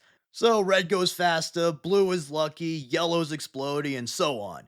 Another way this manifests is in their wars! Orc wars! Are basically orc crusades where they go plan to plan, destroying everything in their warpath. As previously mentioned, when on a war, the more orcs there are, the stronger they get, and this is from the psychic assault. Usually orcs are scattered and fight each other as often as they fight other races. However, sometimes the orcs will band together and go on a war. Unified, the orcs becomes bigger, stronger, and slightly smarter. They also use their psychic gestalt to unknowingly navigate their space hulks, rocks, attack moons, and whatever vessels they have to get onto other planets right for a crumpin'. And finally, let's just talk about why everyone loves orcs. The orcs are goofy comic relief, they have cartoony antics, silly dialogue, fun, wacky contraptions and weapons, and they're just really fun. As long as you're an orc. To literally everyone else, orcs are a proper grim dark monster. To face an unending tide of excessively cruel, relentlessly durable green monsters who literally only want war is a hopeless nightmare. Kill an orc and hundreds will replace it. The more you fight a war, the stronger it gets unless you utterly eradicate it. Orcs are everywhere, and they're not leaving anytime soon. Then, from a hobby perspective, they're just such a fun faction with so much baked in creative freedom. Yes, you could technically kit bash anything for any faction, but to me, I like to at least follow the lore a little bit for my hobby projects, so having a faction that's known for stealing stuff, making ramshackle gear, and using pretty much whatever is a kit basher's dream. After all, every kit is an orc kit. So, to me, orcs are so beloved because they perfectly embody everything people love about 40k. They're over the top goofy at times, but they're also a grimdark nightmare. They make fun characters and stories, and are awesome from a hobby perspective. They are truly the Warhammer 40,000. But yeah, that's the orcs. The best Xenos in my opinion, and the only faction in 40k where the majority of them are having a good time. They're literally in orc heaven. Green is truly the best. So let me know what you think of the orcs and what your favorite clan is. I definitely want to make more orc videos, and the reason I haven't so far is honestly because I didn't like the way I drew them up until recently, so be on the lookout for more specific orc videos, maybe like orc units or Gazcol. Wait, I forgot to mention, their hair is squigs. All orcs are bald, and if they do have hair, it's a squig subspecies. Damn it! Hi, friends. Today is a very special episode because we're talking about my favorite and the objectively best guard regiment, the Cadian Shock Troopers. Cadians are the poster boys of the Imperial Guard, and for good reason. Everyone thinks they're just boring, vanilla lamos that represent the Guard, but they're actually super cool. They're the poster boys for a reason, and goddammit, vanilla's a good flavor. Also, be prepared. This is my favorite faction. So, if you ever went to a Krispy Kreme and watched the donut making process, well, you know that funky little step after the fryer? Yeah, that's exactly what this video is going to be for roughly 15 minutes. So, without further ado, let's get right Katie into it. The Cadian Shock Troopers are the elite guardsmen who originated from the lost world of Cadia. They are one of the best, if not the best warriors in the entire Imperium. The world of Cadia was not always lost, and before it fell, it was the mightiest fortress world after Holy Terra itself. And before it was the mightiest fortress world after Holy Terra itself, it was just a middling fortress world, presumably also less mighty than Holy Terra. And before it was a middling fortress world, presumably also less mighty than Holy Terra, it was a filthy degenerate world full of filthy degenerate chaos worshippers. But the Chaos Cultists fortunately went extinct with the help of some cyclonic torpedoes, and that cleared the way for the Imperials to establish Cadia into a legendary fortress world we knew and loved prior to its tragic fall. Katie and the Cadian shock troopers' claim to fame was guarding the entrance to literal space hell for damn near 10,000 years. Since they were tasked with defending the only good passage out of the Eye of Terror, the Cadians developed a strong warrior culture and became some of the greatest guardsmen ever. Every part of Cadian culture and society was militarized. Their government was based on military merit, their cities were labyrinthine fortresses, and their child soldiers were even younger than the average Imperial child soldier. Woohoo! You see, many guardsmen begin their training in their teens. In contrast, pretty much the instant they're able to, Cadian children are taught how to fight. They're commonly said to be able to strip and shoot lasguns before they could even write. That means we got little Cadian Tim over here casually shooting assault rifles at age 5. This also means that the age that most other guardsmen would start their training, Cadians have over a decade of experience. Then, after their extensive childhood training, every teenager is sent to serve in the White Shields platoon for further training. Presumably, they're called the White Shields because it's a platoon of pubescent teenagers. Here, they do live fire practice, field training exercises, and have core Cadian values instilled in them. Cadian culture highly emphasizes marksmanship, discipline, teamwork, and of course the other imperial values like self-sacrifice, resilience, extreme xenophobia, etc., etc. Additionally, somewhat uniquely, they're given a basic education on chaos and the perils of the warp. This gives them a rather unique resistance to chaos taint and a greater resolve in battle. And their training is some of the highest quality training in the entire Imperium. So every Cadian shock trooper is roughly at the level of a special forces operative from our world, if not better. Speaking of better, the White Shields who show the most promise are sent to the even topper of the line training in order to become the coolest dudes in the galaxy, the Kazarkin. Woo! More on them later. So, after their time in the White Shields, Cadian is trained to be a proper shock trooper and then sent to various battlefields to fight for the glory of the Imperium. Furthermore, Cadian officers are all promising White Shields or veterans who rose to the ranks through battlefield feats. They find the idea of an officer learning stuff in school, like a nerd, rather than in battle, to not only be dumb, but also silly. But speaking of officers, you know what officers tend to do? They dispense tactics like some kind of tactic dispensing machine of some sort. Cadians, they have some of the best tactical minds in all of the Guard. Legendary commanders like the Ultra Mega Chad, Lord Castellan, Ursarkar Creed, his daughter Ursula Creed, and the indomitable Knight Commander Pask all hail from the world of Cadia. But beyond that, what tactics do these tactical geniuses tactic with? Well, the Cadian shock troopers are one of the few regiments trusted to field combined arms regiments. You see, after the heresy, the armies of the Imperium were highly segmented so that no one regiment would have the means to rebel and cause major damage like Mr. Heresy did. This is why the Space Marine legions were broken into smaller chapters. This also means that usually Guard regiments are highly specialized. For example, artillery, tanks, and infantry would all be separated in their own regiments and made to work with the others. However, due to the importance of their job and their legendary track record, the Cadians are allowed to field combined arms regiments that are more readily able to respond to threats. A typical Cadian regiment will have a corps of shock troopers supported by tank, artillery, and other special companies. This makes for an extremely efficient fighting force with unparalleled cohesion and flexibility since every battlefield role is under the same regimental command. Castellan Creed's personal regiment, the Cadian 8th, is the epitome of Cadian combined arms tactics, and they continue to kick ass after nearly being wiped out in the 13th Black Crusade and losing Lord Castellan Creed. Then, on a smaller scale, Cadian tactics revolve around coherent shock trooper squads, flanking enemy positions, holding objectives, and basically whatever else is needed. The Cadians' focus on squad cohesion and a tactical approach means that they're generally more efficient man for man. These squad tactics also mean that Cadians have an abnormally high survival rate and have the highest amount of veterans of all the Guard regiments. So, knowing 40k, that's probably like 10 Guardsmen. Just kidding, I low-key hate the Guardsmen all being useless meatbags who last 5 seconds and then die memes. Some can be useless meatbags, but not all of them, please. Cadians also specialize in urban warfare and shock tactics. Big shocker there. But their biggest strength is that they're the jack-of-all-trades regiment, able to do pretty much anything well. So I guess Cadians specialize in adaptability and, well, being the best. which I suppose specializing in being generalized isn't really a specialization. Uh, or it might be. I don't know. Feel free to call me a dum-dum fool and tell me why Krieger specializing in banging shovels is just so much better in the comments below. But, of course, at the end of the day, Cadians are guardsmen and they're willing to sacrifice themselves to protect the Imperium. In the face of hopeless odds, Cadians stand defiant and will fight till the very end. Hell, they literally lived at the gate of space hell for 10 millennia. The planet broke before the guard did is a literally true statement.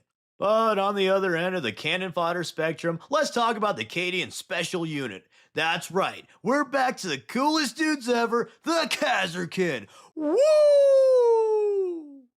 The Kazarkin are the best troopers of the best regiment of the best faction. I made a whole video about Imperial Stormtroopers, but the basics are that the Kazarkin are the elites of the Cadians and are either talented and promising white shields or veteran shock troopers who receive extra training and better equipment to kick extra ass. Kazarkin originated as the key protectors of Cadian fortress cities called Khazars, but now they fight across the galaxy as the best soldiers a regular human can possibly be. They've got literally peak strength, peak speed, peak reflexes, and peak combat intellect. They're only second to Space Marines, but they still get Space Marine jobs done and they efficiently kill Marines. Speaking of killing, they typically carry hell guns or hotshot las guns if you're lame, which are basically upcharged las guns that can punch through most armor like it's, some easily meltable thing. I don't know. I probably could have figured out a butter analogy, but it's okay. They also commonly take special weapons like plasma, melta, grenade launchers, volley guns, and more depending on the mission. And just like their mother regiment, the Kazarkin are super versatile and basically do whatever task is needed from them. They can provide heavy firepower on the front lines, serve as rapid assault drop troopers, or carry out spec op missions in elite kill teams.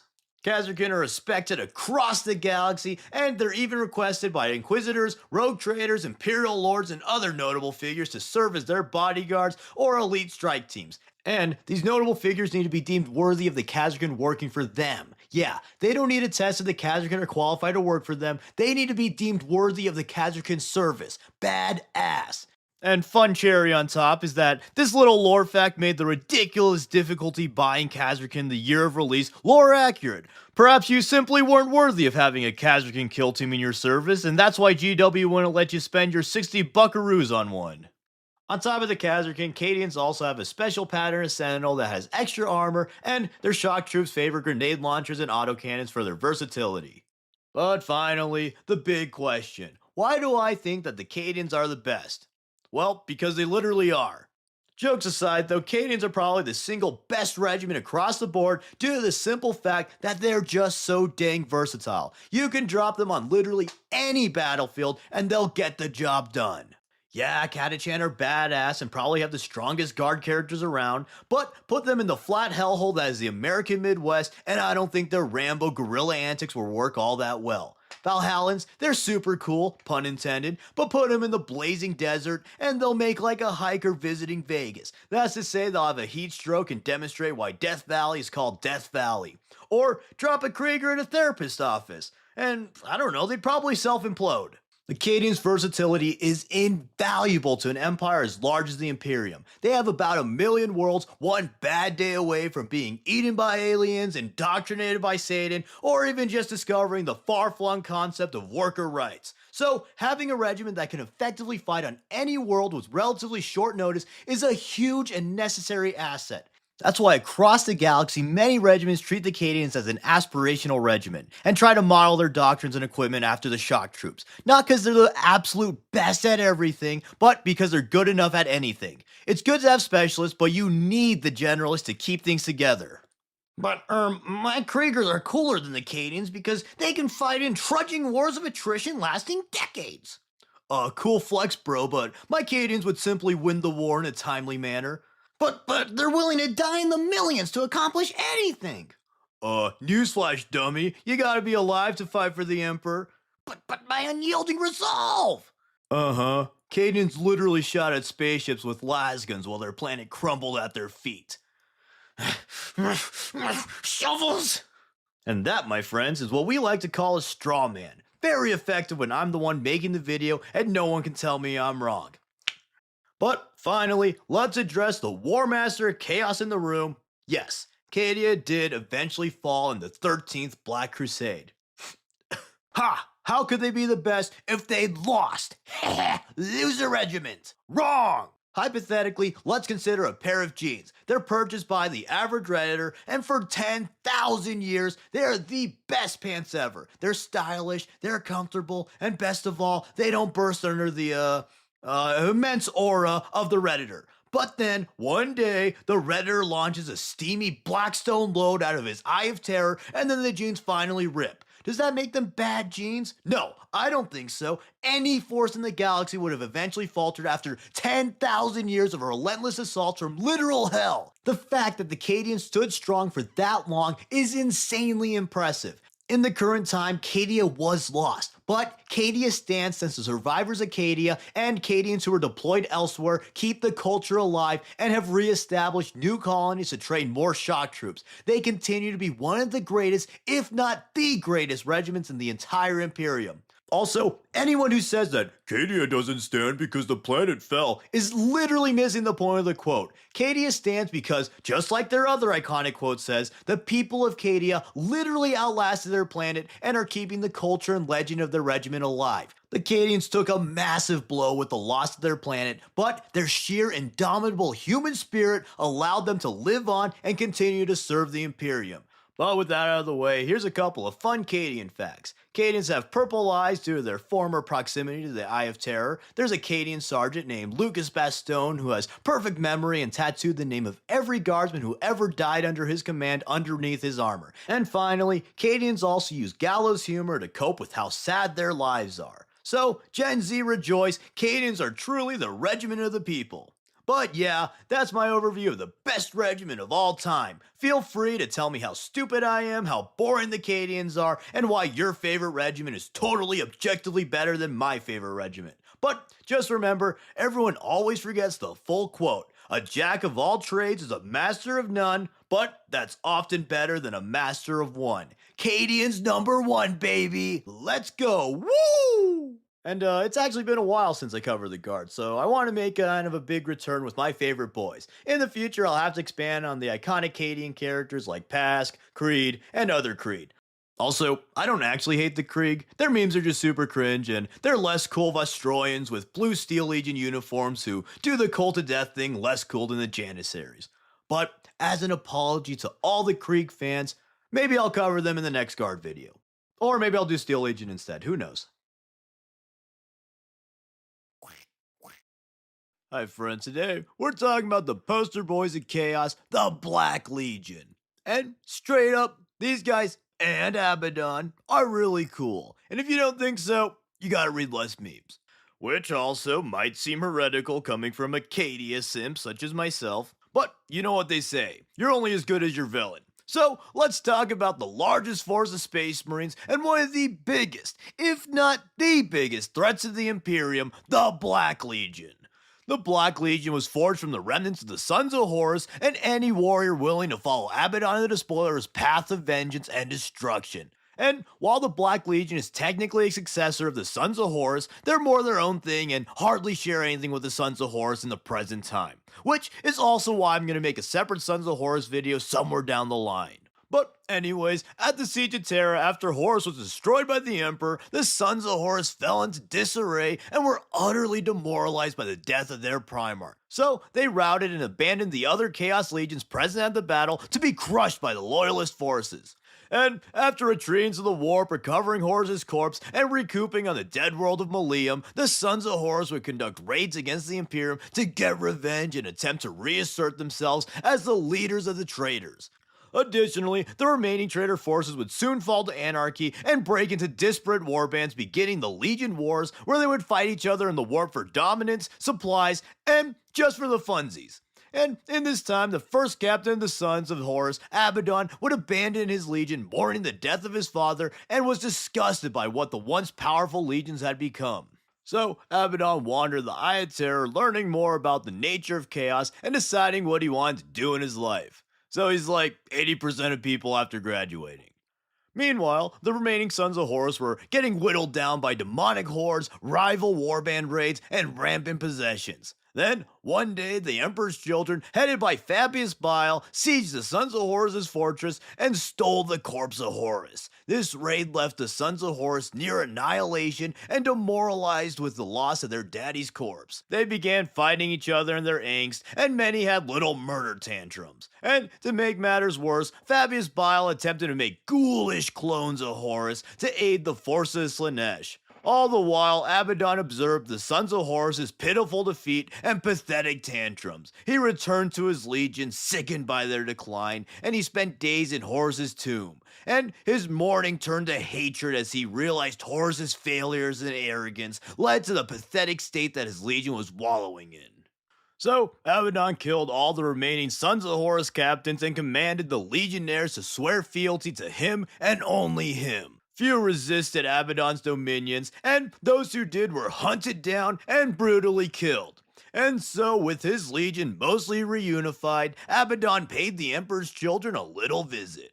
He killed all the failed Horus clones on his trail to finding Bile until he finally came across the prime Horus clone, the one closest to the true Horus. Abaddon killed the soulless mockery of his Primarch and declared that he was no longer his son. And with the death of the clone came the death of the Sons of Horus, and from its remains, Abaddon would forge the Black Legion. Abaddon was just as disgusted with the other traitor legions' declines as he was with his former legions. And even more so, he was disgusted with many of the traitor Primarchs giving into chaos and falling to demonhood. Abaddon felt that falling to the temptations of chaos was to become a slave to them, and that was his father's folly. So, he took it upon himself to unify the traitor forces once more to succeed where Horus had failed. Abaddon would destroy the Imperium and gain dominion of humanity at all costs. But first, he would need to build his Black Legion. Abaddon carved a bloody warpath against all who opposed him, and the conquests that he waged gained him infamy across the Imperium and the Warp. And through inspiration, fear, respect, or all of the above, more and more warriors across the warp joined Abaddon's Black Legion. Rival warlords would fall to Abaddon's claw, slaves cowered before him, and demons and beasts joined his ranks to satiate their bloodlust. Marines from across the legions would scorch their armor black and swear loyalty to Abaddon. And despite his growing ranks, Abaddon knew that truly united chaos was a fool's errand, but he sought to at least direct their endless slaughter towards his goals of ruin. He accepted all warriors as long as they swore allegiance to him, and he allowed the annexed warbands freedom to pursue their own conquest as long as it brought pain to the Imperium. Although technically one legion, the Black Legion is more like an alliance between many warbands. They often fight apart from one another, sowing chaos in their own ways, and although they mostly fight independently, they still swear complete allegiance to Abaddon. Abaddon has also got an inner circle of trusted generals to help him assert his dominion over the huge legion. But despite all that, sometimes, on very special occasions, they join hand in hand for a very special Black Crusade. The Black Crusades are usually humongous chaos attacks where Abaddon manages to rein in the majority of his legion for a mostly focused campaign. Thus far, there have been 13, and each set out to complete a step of Abaddon's evil master scheme. And here, it might be a good spot to talk about something very important. A lot of people like to clown on Abaddon and his Black Crusades. Even I'm guilty of it since, it's fun to make fun of your guy's main enemy. But each Black Crusade is a legitimately apocalyptic level threat to the Imperium, and Abaddon is actually quite a cool character and a competent enemy.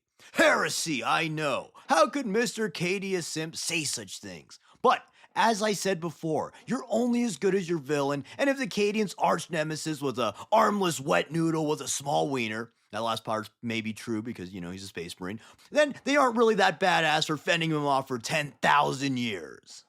Unfortunately, Abaddon suffers hard from meme lore. And I get it, most people are Imperial players because Imperium is the best, and it's fun to make fun of your rival faction. But too many people don't realize that these jokes and teases are just that, jokes. And Abaddon is legitimately terrifying and one of the few Chaos leaders whose whole legion isn't completely stupid pilled into constant Starscream-esque backstabbing and infighting. Like, they're still kinda stupid, don't get me wrong, but they're just not completely stupid. In addition, Abaddon is a legitimately interesting fella. He abhors Chaos corruption and is the only character in the setting to actually utilize Chaos's powers without selling his soul. At least for now. But he doesn't do this with ease. He has to constantly pull strings and remain vigilant to the temptations of Chaos.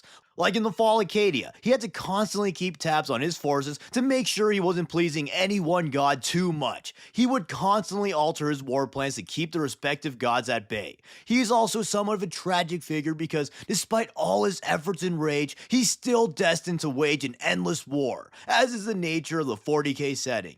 I'm just saying, it's okay to not like Abaddon for whatever reason, but if you think he's a useless buffoon, you're just objectively wrong lore-wise. He is always treated like a walking apocalypse in-universe. He is widely feared by his enemies and is the leader of the largest unified force of Chaos, which, for a thing called Chaos, is no small feat.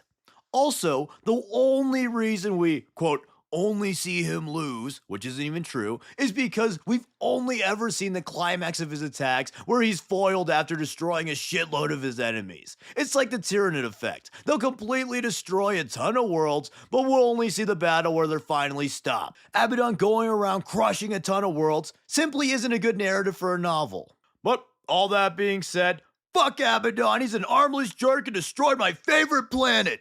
It shouldn't die a baby dumb. Anyways though, back to the Black Legion, one of the coolest aspects to me is the fact that it's a conglomeration of the forces of Chaos. This means you can soup Marines from a wide variety of legions, as well as non-Marine forces like demons and mutants into a single army. I don't know if 10th edition killed this or not, but even so, the point still stands is you still have a ton of homebrew freedom. They're kind of like a huge Chaos Death Watch, taking Marines from a bunch of legions, painting their armor black, and kicking ass. Expanding on the union of various Chaos forces though, each one of the main traitor legions has a warband within the Black Legion. The Hounds of Abaddon are former world eaters, Children of Torment are Emperor's children, Bringers of Decay are Death Guard, and the Sons of the Cyclops are, of course, Thousand Sons. Furthermore, he utilizes specialists of other legions such as Iron Warrior Warpsmiths, Wordbearer Possessed, and Alpha Legion Infiltrators. Also, funnily enough, there was a pretty prominent warband of the Dark Angels Fallen called the Lost Lions. I just thought that was interesting because, we're Dark Angels, we're totally lions. And currently the Black Legion are doing what they do, sowing chaos, gathering warriors and artifacts, and fighting whoever comes in their way. Notably, Abaddon forged, pun intended, an alliance with Vashtor and led his Arcs of Omen campaign. But anyways, that's pretty much all I gotta say for today. And I quite like the Black Legion. They're a great catch-all villain legion, are probably my third favorite after the World Eaters and Thousand Sons. I'll just always really like the idea of an army made up of a bunch of legions working together. For example, I really like Miniscape's Chaos Force. All the different legions looked real cool together. And here, look how cool they look in Codex Eye of Terror. Ooh, it just makes you want to get a bunch of overpriced, out-of-production models. And overall, like I said, I think they get too much hate. Like, Abaddon isn't my favorite character, but he's a cool villain and his legion is fun. And honestly, it's probably mostly people hating on poster boy factions, which I suppose is somewhat understandable, if not misguided. But let me know what you think of the Black Legion and why you hate Abaddon the Despoiler. I'm gonna make some separate videos for Abaddon, the Sons of Horus, and probably even the Black Crusades in the future, but for now, that's been the Black Legion. Also, Ezekiel Abaddon almost sounds like Easy Kyle, especially when people mispronounce it, which sounds like some kind of cool cowboy dude who drinks whiskey and likes to party or something. Hi friends, today we're going to be talking about the Lamenters. Woo! Wait, what's this? Oh my god, no! It looks like all the Lamenters were killed by demons. Well, I guess we'll just have to talk about those then. And also, as a plus, this could be considered my first fantasy video. So let's go, baby, demons! There are many types of demons, but today we'll be covering the ones of the lesser variety. The lesser demons make up the bulk of any demonic army and are the standard infantry or support units. I'll mostly be covering the main four, but we'll also touch on some lesser known ones. No pun intended. Also, technically, demonic beasts are lesser demons, I think, but I won't be covering them today. But let's just start the show with what exactly are demons in 40k? Well, every demon in the Warhammer universe is a small piece of the respective Chaos God's essence. To make one, a Chaos God will basically break off a small part of themselves to create a new being. This does not mean they're a hive mind like the Tyranids, though. Each demon is sentient, has its own thoughts, and technically has free will. They're, of course, naturally inclined to serve their god, but they can sometimes act on their own will and defy their masters.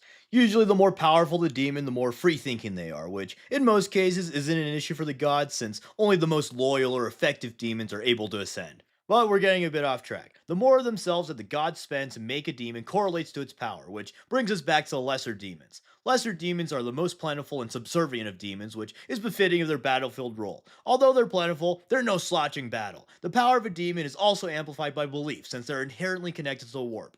The more people fear a demon, the more powerful it'll become. This can also work against them, as very faithful, passionate, or brave warriors will actually have more power over demons. And this is also why melee weapons are generally more effective against demons than guns are, since killing something with a sword is often more personal than just shooting it. But most people are scared of demons, so this usually works in the demon's favor. This also means that even a single lesser demon can be a huge threat and can even go toe to toe with space marines. The lesser demons are usually commanded by greater demons, demon princes, or demonic heralds. Heralds being lesser demons who are given a managerial position and a 1.5% raise after years of backbreaking service. And they say 40k is unrealistic. Oh, wait, that's sad. But let's start with the classic bloodletters. Bloodletter? I hardly know her. These funky fellows are the most prominent lesser demons of Khorne and are, of course, excellent in brutal assaults. These funky fellows are savage sword fighters and seek to prove themselves in vicious melee.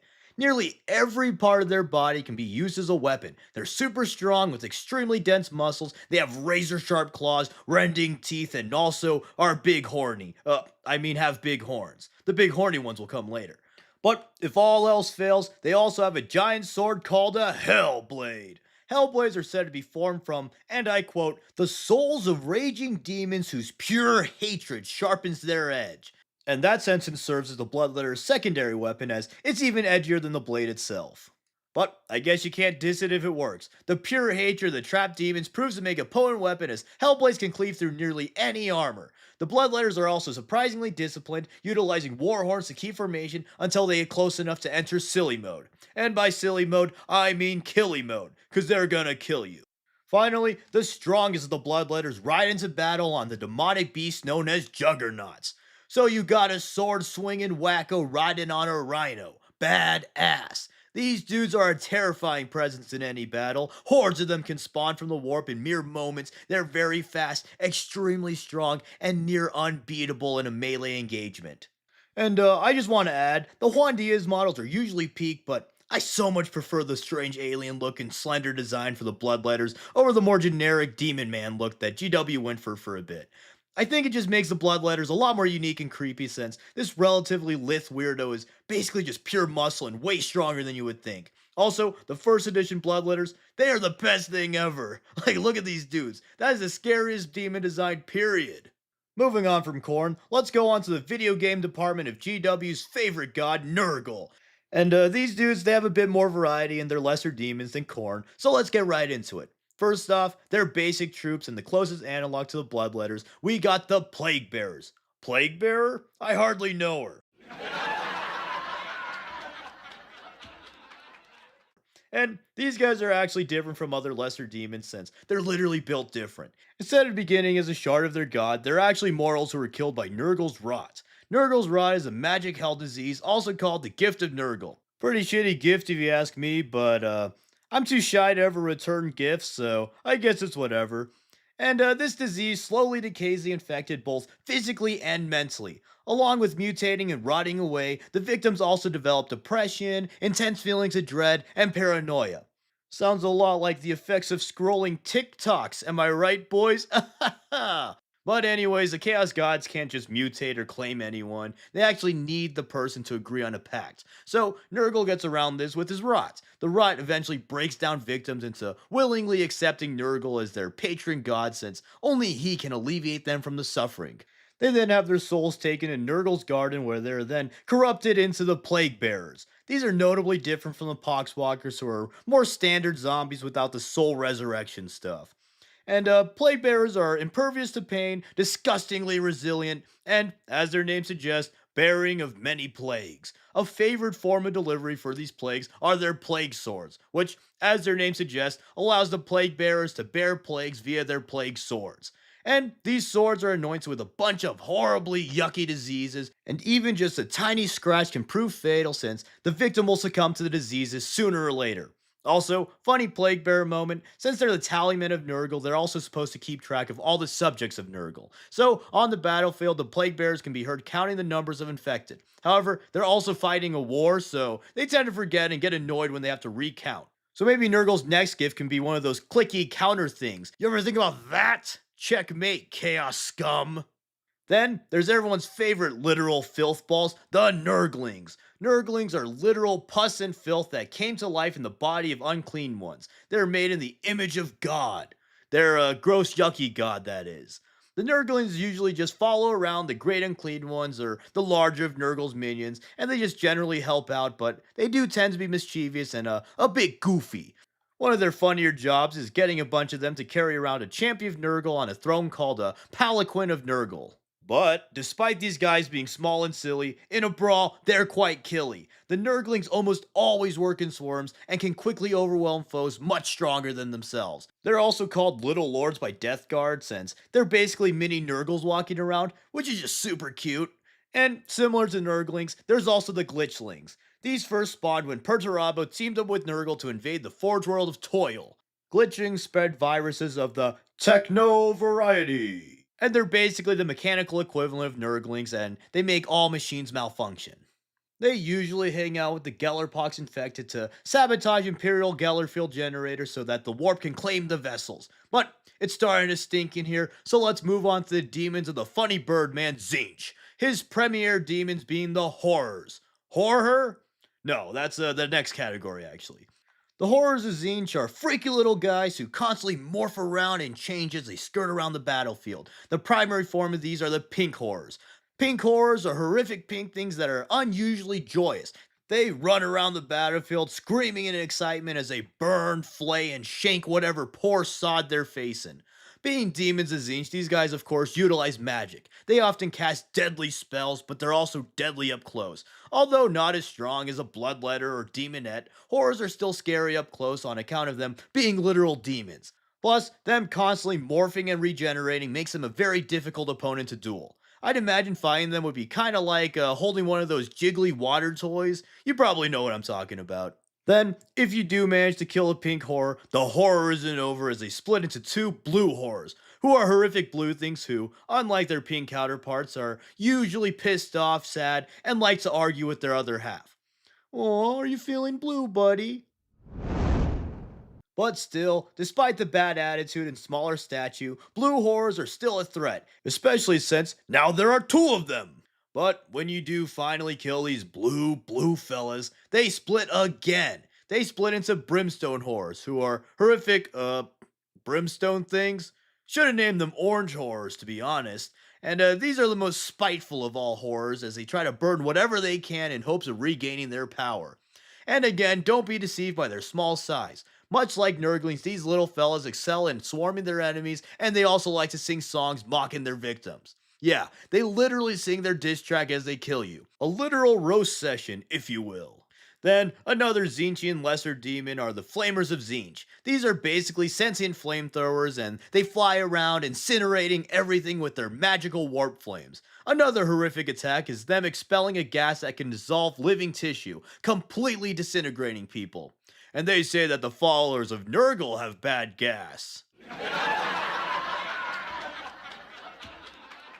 But with that excessively bad joke, let's get on to the newest Chaos God, Slaanesh. Her primary lesser demons are the Demonettes. Demonettes are a paradox as they're both beautiful and repulsive at the same time. And apart from being almost magically alluring, the demonettes also often look beautiful at a glance, but as you look closer, you start to see all the unsettling features. Their gorgeous flowing locks are actually grotesque tentacles. Her deep dark eyes are dead soulless peepers. And those boobs, well, they're still boobs, but hell boobs. Ooh.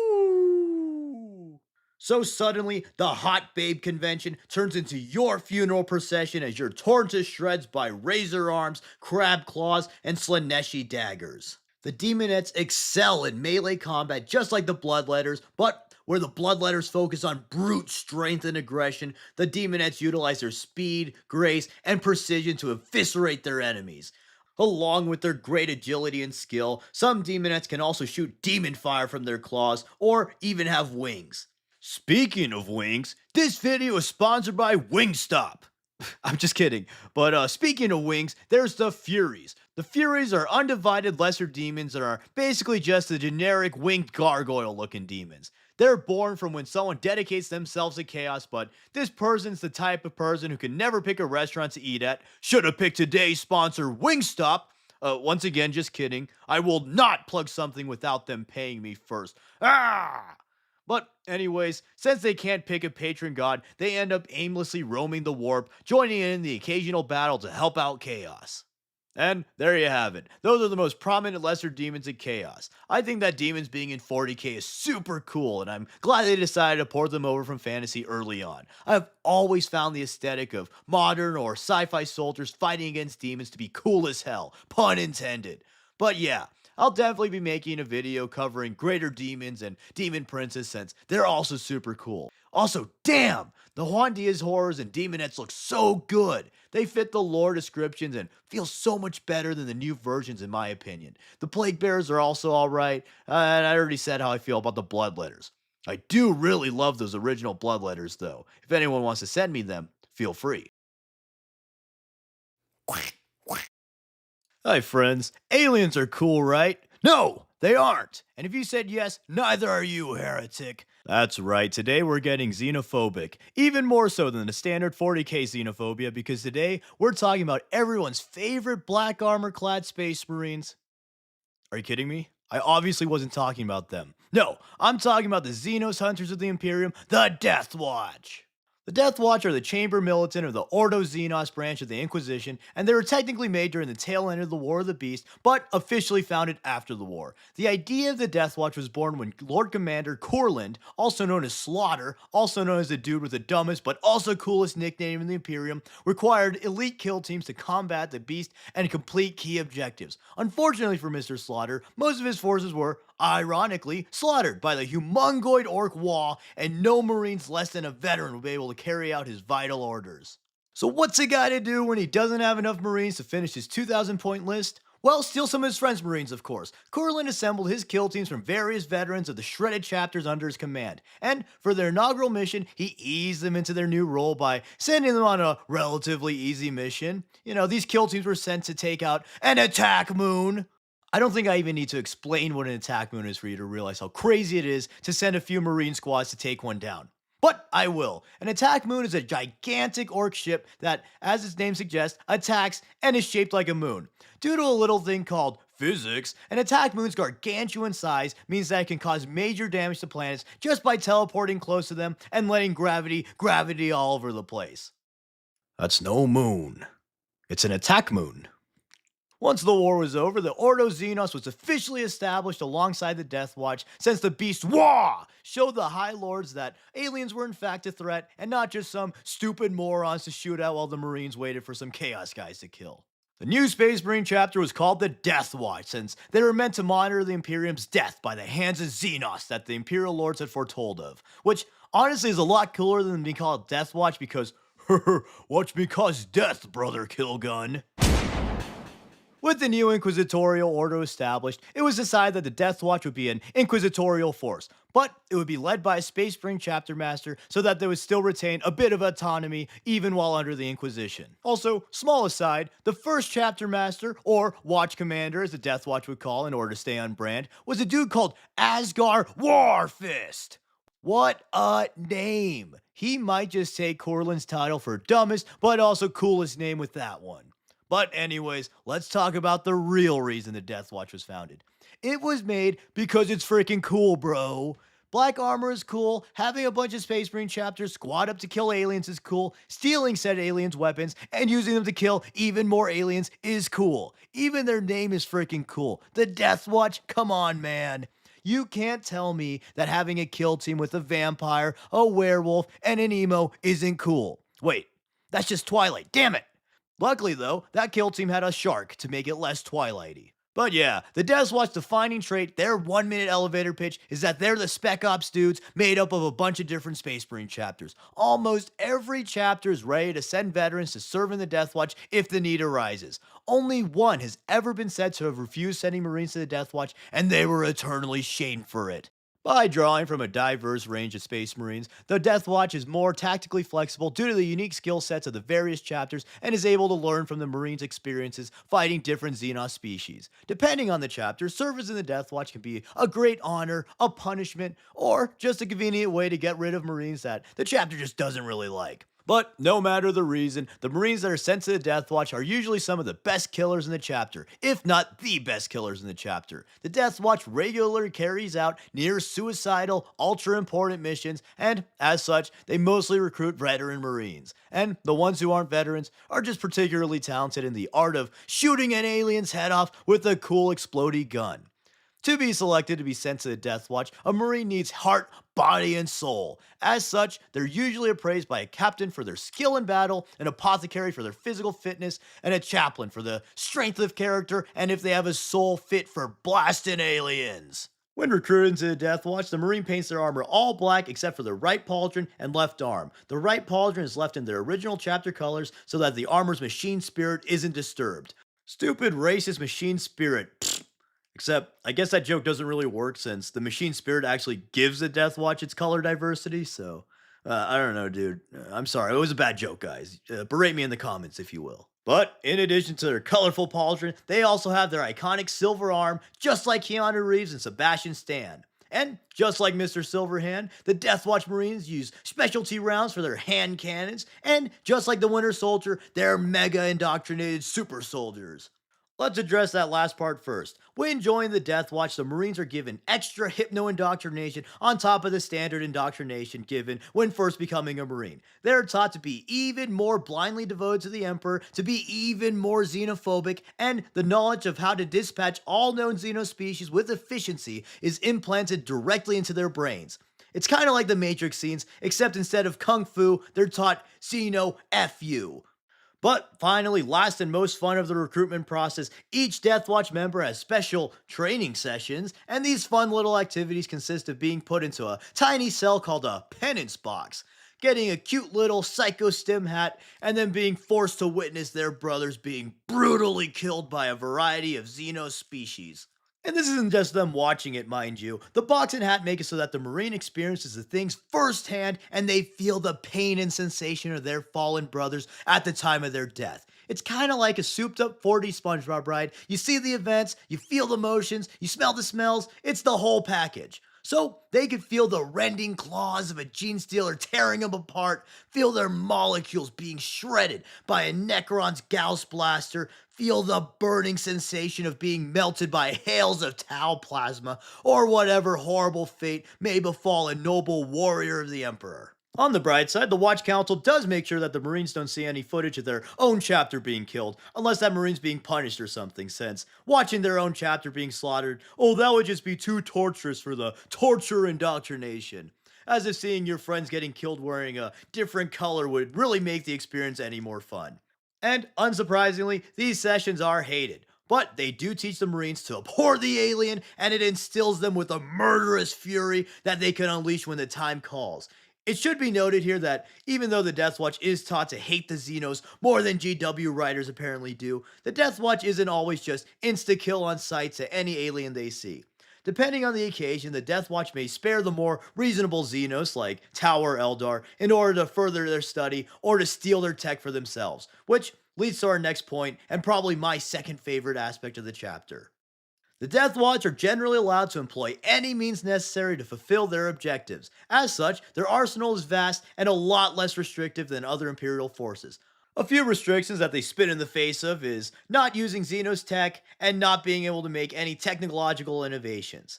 Along with killing the Xenos, the Death Watch are also commonly tasked with recovering Xenos artifacts and weapons in order to study the enemy, and sometimes they get to keep these cool toys for themselves. The mechanics often modifying or reverse engineering such things to fit Imperial use. Some notable things they've been said to use are modified Tau guns, Necron phase blades, and Eldar skulls for servo skulls. They also usually give them silly names to half-heartedly cover their Xenos origin. Things like Eastern Fringe Artillery and Xenos Phase Blade. No, no, no, it's not called a Xenos Phase Blade because it's from a Xenos, you moron! It's because I phased it through the Xenos to kill them! On the less heretical side of the armory, the Deathwatch have ready access to special bolter patterns with unique bolt rounds like Dragonfire, Hellfire, Kraken, Vengeance, and many more.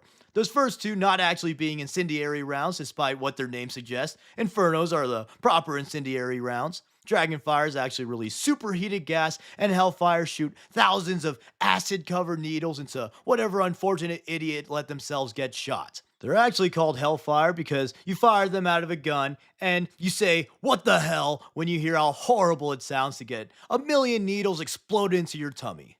And then there's like a million other bolt rounds that I won't get into in this video, but one I do think are cool are Bane bolts. These are bolts made after Archmagister Erexia spent her entire life developing them, and they're said to be the perfect bolt chill, and if they're shot at center mass, they can kill any target. Some other cool weapons they have are shotguns with special shells, which should be self-explanatory, frag cannons, which should be self-explanatory, and Infernus heavy bolters, which should be self-explanatory, but if that last one isn't, they are literally heavy bolters with heavy flamers taped underneath. It's heavy Inception.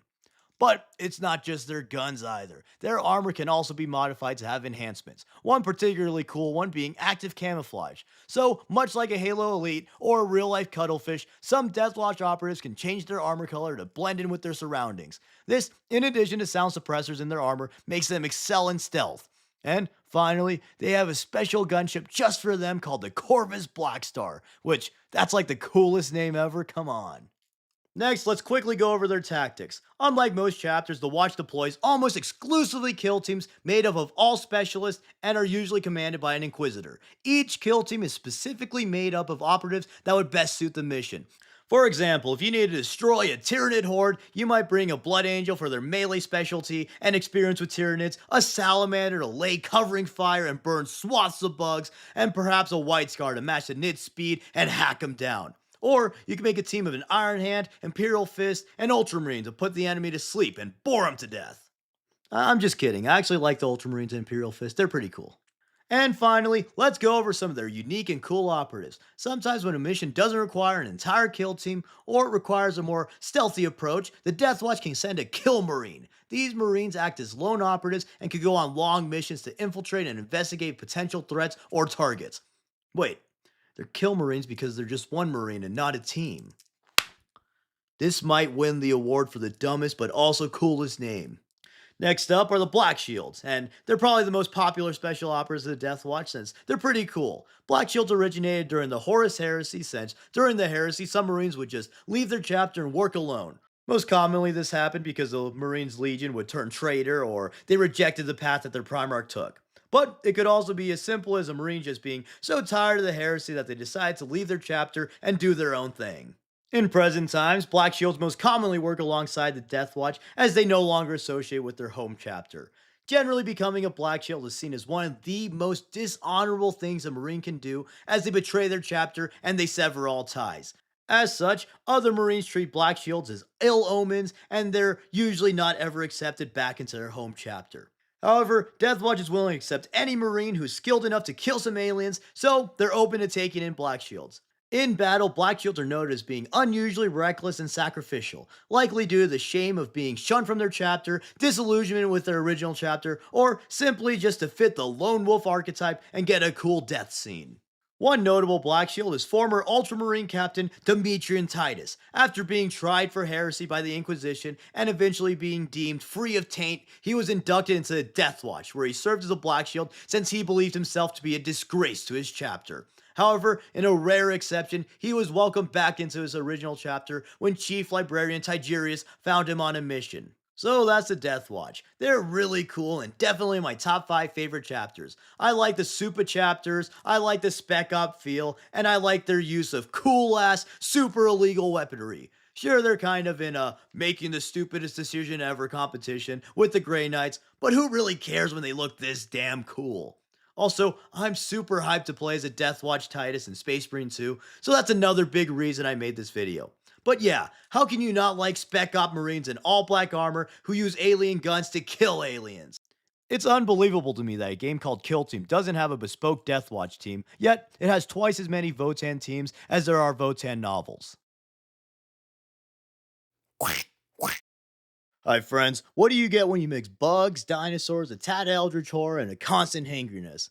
Well, I don't really know, but if you combine Tyrann and Id, you get the Tyrannids. These silly little guys are one of the most dire threats in the galaxy, if not the most dire threat. So, today, get your raid and fly swatters ready, because we're going to learn all about these space bug dino critters. The Tyrannids were first officially encountered on the ocean world of Tyran, where Inquisitor Cryptman creatively ID'd them as Tyrannids, specifically High Fleet Behemoth. And there were other Tyrannid encounters before this, but the Imperium didn't properly identify them as Tyranids until the encounter with Behemoth. One cool thing about these dudes is that they're actually not even really from the Milky Way galaxy. The Tyranids are from outside of the galaxy, and it's theorized that in universe, the Tyranids were attracted to the Milky Way when Super Chad Gilliman activated a Necron beacon called the Pharos Array in order to regroup Imperial forces in Imperium Secundus.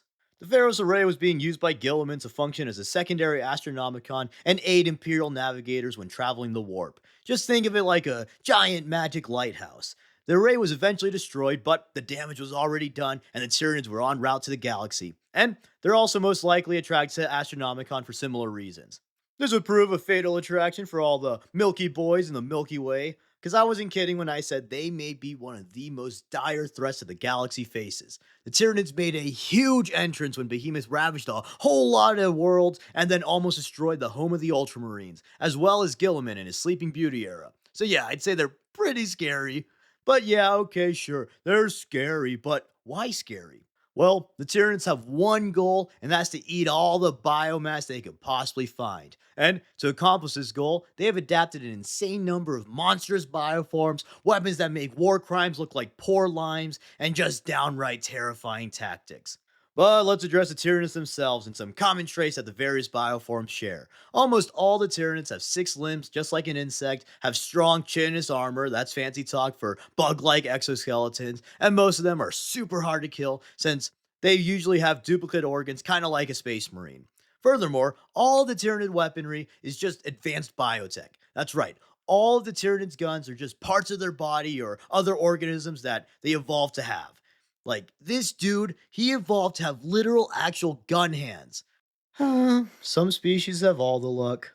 But that's actually one of the biggest things that make Tyranids so threatening. They have the ability to evolve at an insane rate, and this helps them adapt to nearly any enemy. Usually, evolution takes anywhere from minutes to over a lot of millions of years. But the ones that evolve fast are usually like lame bacteria or viruses that almost nobody cares about, and the notable evolutionary changes that do take place over millions of generations are also pretty lame. As a former bio major, I can tell you that I'm fairly confident no species in real life has evolved literal gun hands after being shot for a few days. So, whenever the Tyranids encounter a problem, unlike us, they don't have an existential crisis in the kitchen and then impulsively buy more models to add to the pile of shame. No, the Tyranids, they take it on the chitin and they evolve a whole new bioform to completely counter whatever proved to be a problem. The Tyranids are constantly learning from their enemies and adding it to their collective knowledge so that they know how to better kill and eat their next meal. It's like the extreme ultimate form of that loser on Twitter that you called a moron, so he stalked every possible aspect of your life just so he could craft the perfect insult. And that brings us to the next point. Perhaps an even greater strength in their rapid evolution, the Tyranids have a hive mind, which is a huge tactical asset. There's a few imperial theories as to what the true nature of the hive mind is, but whether the hive mind is just a psychic network and database for all the Tyranids to store and access information like a ultra messed up bio murder internet, or if it's a supreme organism that controls all the Tyranids as an extension of itself, one thing's for certain: the hive mind is one scary son of a gun to fight. The hive mind has knowledge built up of countless experience of all the Tyranids connected to the hive, meaning that it's probably smart as Elon thought he was when he changed Twitter's name to X. This means that it has centuries of tactics stored and it can learn extremely rapidly. So it either knows how to kill you and all your friends, or it can learn how to kill you and all your friends faster than a race between the White Scars and Sihon. Another cool and scary thing about the hive mind, depending on how many arms you have, is that the hive mind's psychic presence is so potent it causes a phenomenon known as the shadow and the warp and has some pretty nasty effects on psychers. These effects do scale with how potent of a psyker someone is, but it's usually always pretty bad news for those magic boys. Some notable effects of the shadow and the warp are that astropaths can't send psychic messages or see areas where a hive fleet is present. This is a big issue since astropaths are the Imperium's main form of long range communication, and severing that can mean an Imperial world is cut off from the rest of the Imperium. And other Imperials can't even detect if a hive fleet is present. This often allows Tyranid attacks to snowball into a little something known as a big frickin' problem. Or should I say a bug freaking problem. So, a hive fleet can destroy many worlds without the Imperium ever finding out until they see a wake of dead planets. But other than Psychers, the Shadow and the Warp is so powerful that even non Psychers are affected. This is possible since pretty much every being in 40k has a psychic presence, even if just a little bit. So, the Shadow and the Warp makes normal people extremely anxious and can even plunge people into insanity, further playing into the Eldritch horror aspects. But back to the hive. Using its vast knowledge, the hive mind creates various Tyranid bioforms to accomplish whatever task it needs in order to secure its next meal. And remember, the Tyranids are a lot like a rich person's store. Everything's organic. So the equivalents of troops, tanks, and even ships are all different Tyranid bioforms. So let's just go through some of the more notable and interesting Tyranid bioforms. First off, let's talk about the Norn Queen, since she's the one responsible for physically making all these nasty critters. The Norn Queen is essentially just a Tyranid monster factory that lives in the center of every hive fleet. The Norn Queen is capable of designing or cloning whatever Tyranid bioform that the hive fleet needs for its current campaign. The queen is fueled and uses biomass from reclamation pools to create these little buggers, which I suppose I should explain what exactly a reclamation pool is for the less nerdy of the audience. A Tyranid invasion usually follows some basic steps, which can be succinctly described as check out a world, drop off troops of the world, wreck shit on the world, and then, when everything is dead and eaten, jump into the pool for a nice celebration party. Except that pool dissolves all of you and your friends into a nice little soup ripe for the Norn Queen to make you again and repeat the process. With that, let's talk about their basic troops, the Gauns. These little fellas are relatively small and weak by themselves, but they almost always attack in large groups to overwhelm their foes. In addition, they have many mutant variations to fulfill different battlefield roles. Most common, however, are the Terma and Horma varieties. Termagants are the ranged variety of gaunts and can have a number of bioweapons. Their most common is a flesh borer. This gun shoots flesh borer beetles, which, as their name suggests, bores into flesh. Another common weapon are the spike rifles, which, as their name suggests, shoot spikes, spine fists, which, as their name suggests, are fists that shoot spines, and devourers, which is a type of flamer. I'm just kidding. Devourers shoot flesh worms, which, as their name suggests, devours whatever they're shot at and eats its way towards the unlucky sucker's brain. Then, the Hormagaunts are the melee shock variety of gaunts. Each Termagant has a pair of scything talons, which, as their name suggests, are talons that scythe things, and I decided this is an overused joke. Which, as his name suggests, is a joke that is overused, and I'll now stop. The Hormagaunts are extremely fast and vicious, and something that makes them even more troublesome to deal with is that they're actually able to reproduce without the Norn Queen, so they can amass great numbers on the battlefield, or continue to trouble a world after the Hive Fleet may have left. Other cool Gaunts are Gargoyles, Gaunts with wings, Barb Gaunts, Gaunts with big guns, and Ibram Gaunt, Gaunt with plot armor. Next, let's talk about the equivalent of commanding officers in the Tyranid army. The Tyranid warriors are large beasts known as synapse creatures. Synapse creatures are essentially psychic conduits that connect to the hive mind and amplifies its presence in order to direct other Tyranid bioforms on the battlefield.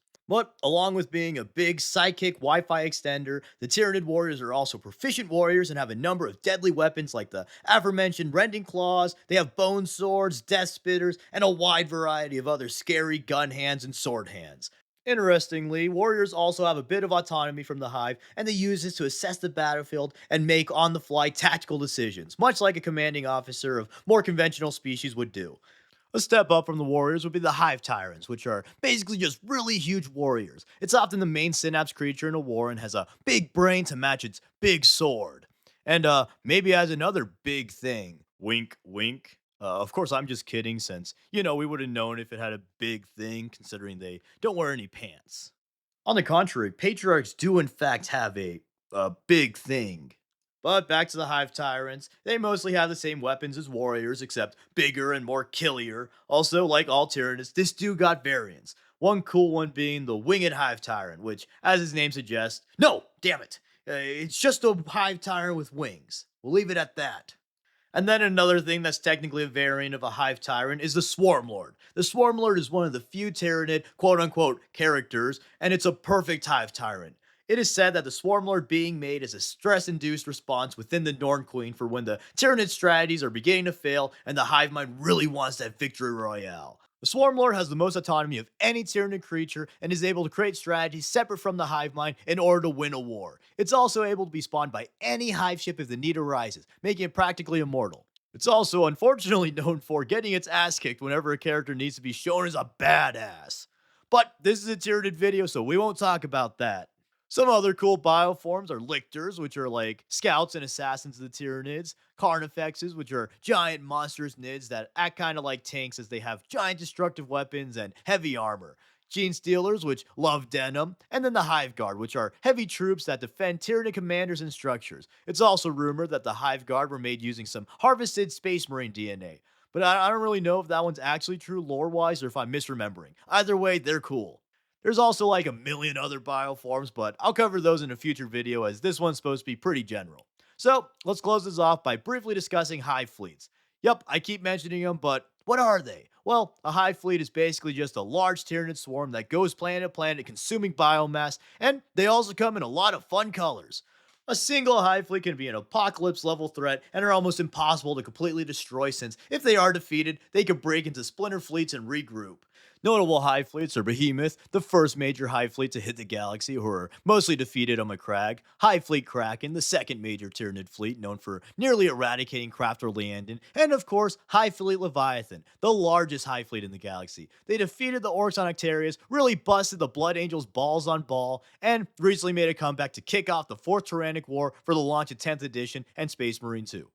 And let's go over some lesser known but cool hive fleets. There's Hive Kronos, which was made to counter chaos, and they shoot bio bullets that could somehow eat souls. Gorgon, which are even more specialized in adaptation, and they like to kill Tau. And then there's Tiamat, who have the prettiest color scheme and decide to settle down on a planet to mysteriously build something. Which, let's be honest, secluding yourself to build stuff all day and only come out for food once in a while is like super relatable to 40k players. So let's all salute our kindred spirit, Tiamat.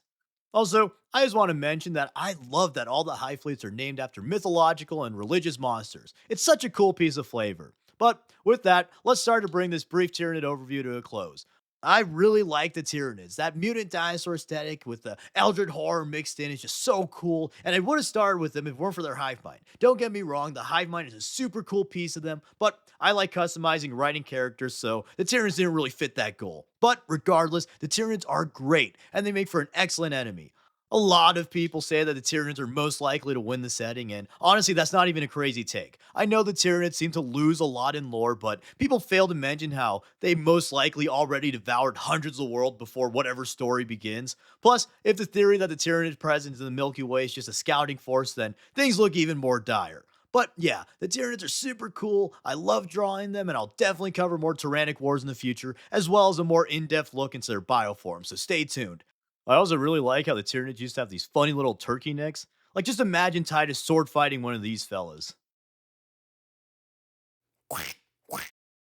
Hi friends, I haven't made a dedicated Chaos video on the channel yet, so let's dust off some of these old magic books and break right into a crash course on the Thousand Suns. The Thousand Sons are best known for their potent Psyker abilities, as their Primarch, Magnus the Red, is one of the most powerful Psykers in the setting, if not the most powerful Psyker in the setting. These are some of the coolest and most unique Marines around. They're an army of dusty ghosts led by super powerful sorcerers with a sick-ass Egyptian flair. That's pretty wizard. The Thousand Sons were the Emperor's 15th Legion and were named the Thousand Sons by the Emperor since originally they only had, as their name suggests, 1,000 Marines at first, which was notably smaller than other legions. In some books, it's also hinted that the Emperor foresaw some of the many tragedies befall the Thousand Sons and named the Legion as so. And at first, the Legion did as legions do and helped in the Great Crusade, crusading and such. But they weren't really notable until a few years into the Crusade when they magically developed magical powers due to their gene seed. But it wasn't all thousand sunshine and rainbows. These Psyker abilities were a lot like drinking an entire case of Mountain Dew Baja Fresh. It's super cool and fun at first, but after a while it'll begin to twist you into a horrible mutant freak. And this was deemed a flesh change on account of it changing the sun's flesh, which honestly is a bit of an understatement in my opinion. Like, technically getting shot in the face and dying is also a flesh change, but you wouldn't call it that. But anyways, the Marines afflicted with the flesh change were put into stasis chambers in hopes of the Imperium finding a cure soon. Although many felt it had changed, the Marines who didn't became extremely powerful Psykers and some of the most powerful single Marines. And eventually the Emperor and the Thousand Sons found the Legion's Primarch Magnus the Red on the remote planet of Prospero. Once the Emperor left Prospero, however, the entirety of the Thousand Sons Legion was suddenly affected by the flesh change and would be doomed if not for their gene father Magnus. Magnus tried everything in his power to help his sons, but was initially unsuccessful. Eventually, though, in his desperation, Magnus unknowingly made a deal with Tzeentch, losing his eye and much more in exchange for stabilizing the 15th Legion's gene seed. And all I gotta say is, maybe you should have learned to play the fiddle harder, idiot. And also, one on the Magnus wrong counter, please. Although the change was seemingly cured, only 1,000 sons survived the whole ordeal. Wait, holy crap, 1,000 sons? That's like their name! Wow! From then, they continued their crusade under Magnus and slowly rebuilt their numbers. And they were a powerful force despite their low numbers due to the Legion boasting the most powerful Psykers of all the Legions. Despite the power of the Psykers, as the crusade went, the imperial condemnation of the use of warp energy and sorcery became more and more pressing, eventually culminating in the Council of Nicaea. The council resulted in the Emperor declaring that no Space Marine chapter was allowed to use Psyker powers. And this was obviously a big drag on the Legion known for using their Psyker powers, and the Sons exiled themselves on Prospero. On Prospero, Magnus foresaw Horus becoming Horus Heresy, and he tried to convince Horus not to betray the Imperium. However, unfortunately, Magnus is from Prospero, not Persuadero, so his attempts failed and he decided he needed to warn the Emperor of the heresy on the horizon. And this next part's going to need some context. So, one of the Emperor's primary goals during the Great Crusade was called the Webway Project, in which he hoped to emulate the Old One's Webway, which would significantly limit humanity's reliance on the warp, since going through the warp is the only faster than light travel that the Imperium has access to, and using the Webway is a lot safer than using Geller fields and navigators. But what's a webway? Well, in simple terms, the webway is basically just a bunch of tunnels through the warp that are protected from the horrors of the Immaterium with powerful psychic shields. And in case you don't know, the warp, or the Immaterium as it's sometimes called, is basically just like space hell. So, now with that in mind, Magnus, instead of calling an astropath, flying to Terra personally, or literally anything else, he decides to use his magic to astral project himself to the Emperor and tell of Horus's treachery. And this would be fine and dandy, but on his astral way to the Emperor, he saw this big psychic webway wall, and Magnus said, "Oh boy, a shortcut! Let me just use this real quick and get to the Emperor sooner." And he tried to break the wall, but he failed. Luckily, some kind, mysterious stranger who's likely in no way sinister at all offered to help Magnus. And Magnus, believing himself to be a total master of the warp, blindly accepted the offer, or I suppose I should say half blindly accepted it. And with their combined might, he blasted through the wall, consequently letting a horde of demons and horrors assault the webway and completely ruin the Emperor's webway project. And can we put another big one on the Magnus wrong counter, please? And for this, the Emperor banished Magnus' astral form from him and sent the Space Wolves to bring Magnus back to Terra for some punishment. Magnus was deeply ashamed, willing to accept any punishment the Emperor had in mind for him, and he went into depression mode. He cried in his Prospero house, and he ordered his legion to lay down all their defenses. However, Horus did a little bit of heresying and convinced Lehman Russ to try and kill Magnus instead of arresting him, and this led to the burning of Prospero, where the Space Wolves massacred the unprepared Thousand Sons and razed the planet's cities to the ground. Seeing his sons in peril, Magnus receded on his willing to accept any punishment and went to fight the Space Wolves. Lehman Russ and Magnus had a monstrous battle in which both Primarchs were severely beaten, but Russ ultimately came out on top and broke Magnus's back, and Magnus used the last of his power to transport the remaining Thousand Sons to a different planet. From there, Magnus made another deal with Zinch. You know, the dude who was the cause of literally all of the problems in Magnus's life. Magnus' wrong counter, take us to 3. Except multiply it by 9 for Zinch and then add on a point for every time Magnus was stupid, arrogant, or both.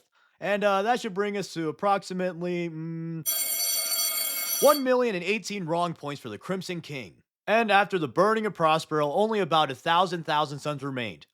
Holy crap, a thousand sons? That's like their name! Wow! But after teleporting his sons to the planet of the sorcerers, Magnus was shattered into a bunch of shards representing core traits of him. His legion set out to collect these shards to rebuild their Primarch. Eventually, they got most of the shards, and the only significant missing one was the nobility of Magnus. The Thousand Sons and Magnus really wanted this shard as it was the single strongest shard, and would return Magnus to his pre-shatter state. But it was fused with the first Grey Knight Supreme Grand Master Janus by Malkador the Sigillite. However, even without this shard, the Thousand Sons got enough pieces to stabilize Magnus and form the shard known as the Crimson King, who takes the form of Demon Prince Magnus. From there, the Thousand Sons allied themselves with Horus, helped out in the Siege of Terra, and eventually dedicated themselves to Zinch. Cause, you know, if Zinch is gonna control all aspects of your life, you'd might as well act like you want him to. But, as always, partnering with the Chaos God is bound to have chaotic consequences. Who would have guessed? And the Thousand Sons were once again afflicted with the flesh change, this time even worse than before. To save the Legion this time, Ahriman and his conclave of elite sorcerers cast a Rubric of Ahriman. It did indeed save the Legion, but it also cursed the bulk of them to become mindless Rubric Marines, basically dust ghosts that are bound to their armor. However, the Rubric Marines are incredibly durable and hard to kill at the cost of their speed and autonomy, and the ones who didn't become dust had their psychic powers amplified. This makes for a pretty powerful fighting force as the powerful sorcerers lead legions of nearly unkillable and completely obedient automatons.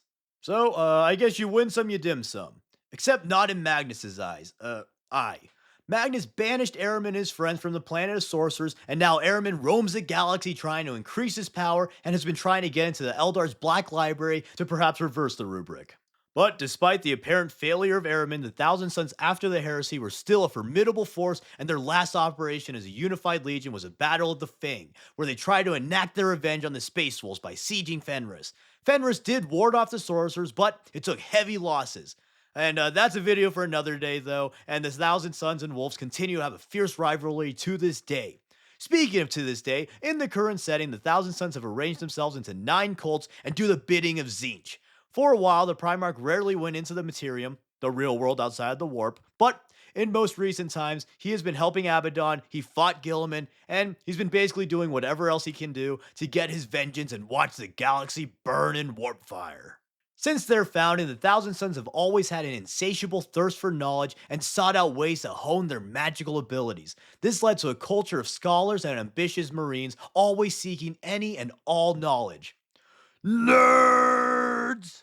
However, this also caused them to, much like their Primarch, act arrogantly and foolhardy at times, as they often overestimated their own power and underestimated the consequences of their failures, which could honestly be the tagline of the Thousand Sons. And after turning to chaos, the Thousand Sons also utilize cultists to gather artifacts for them. The Thousand Sons will often get summoned by a cult and then just steal the cult's artifacts and peace out, which honestly, that's kind of based.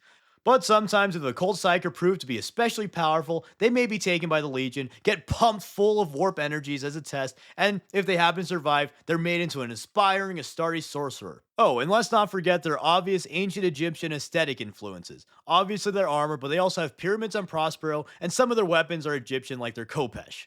I've also heard that Thousand Sons have a lot of Persian influences, but I'm no history expert, so I can't really speak on the culture much. But yeah, super cool stuff. Thousand Sons are a very unique legion, and Magnus, albeit a constant wrongdoer, is a very interesting character. They're described as a legion of ghosts led by the damned, and that's metal as hell. Plus, wizards, demon, and ghost make for a super cool army. But let me know what you think of the Thousand Sons. Do you like them? Did Magnus do anything wrong? Yes. And what Chaos Legion is better than them and deserve to be the first Chaos Legion covered on the channel? Let me know in the comments below. I also like the Thousand Sons because I won a painting competition with a sorcerer I painted, so that's pretty cool.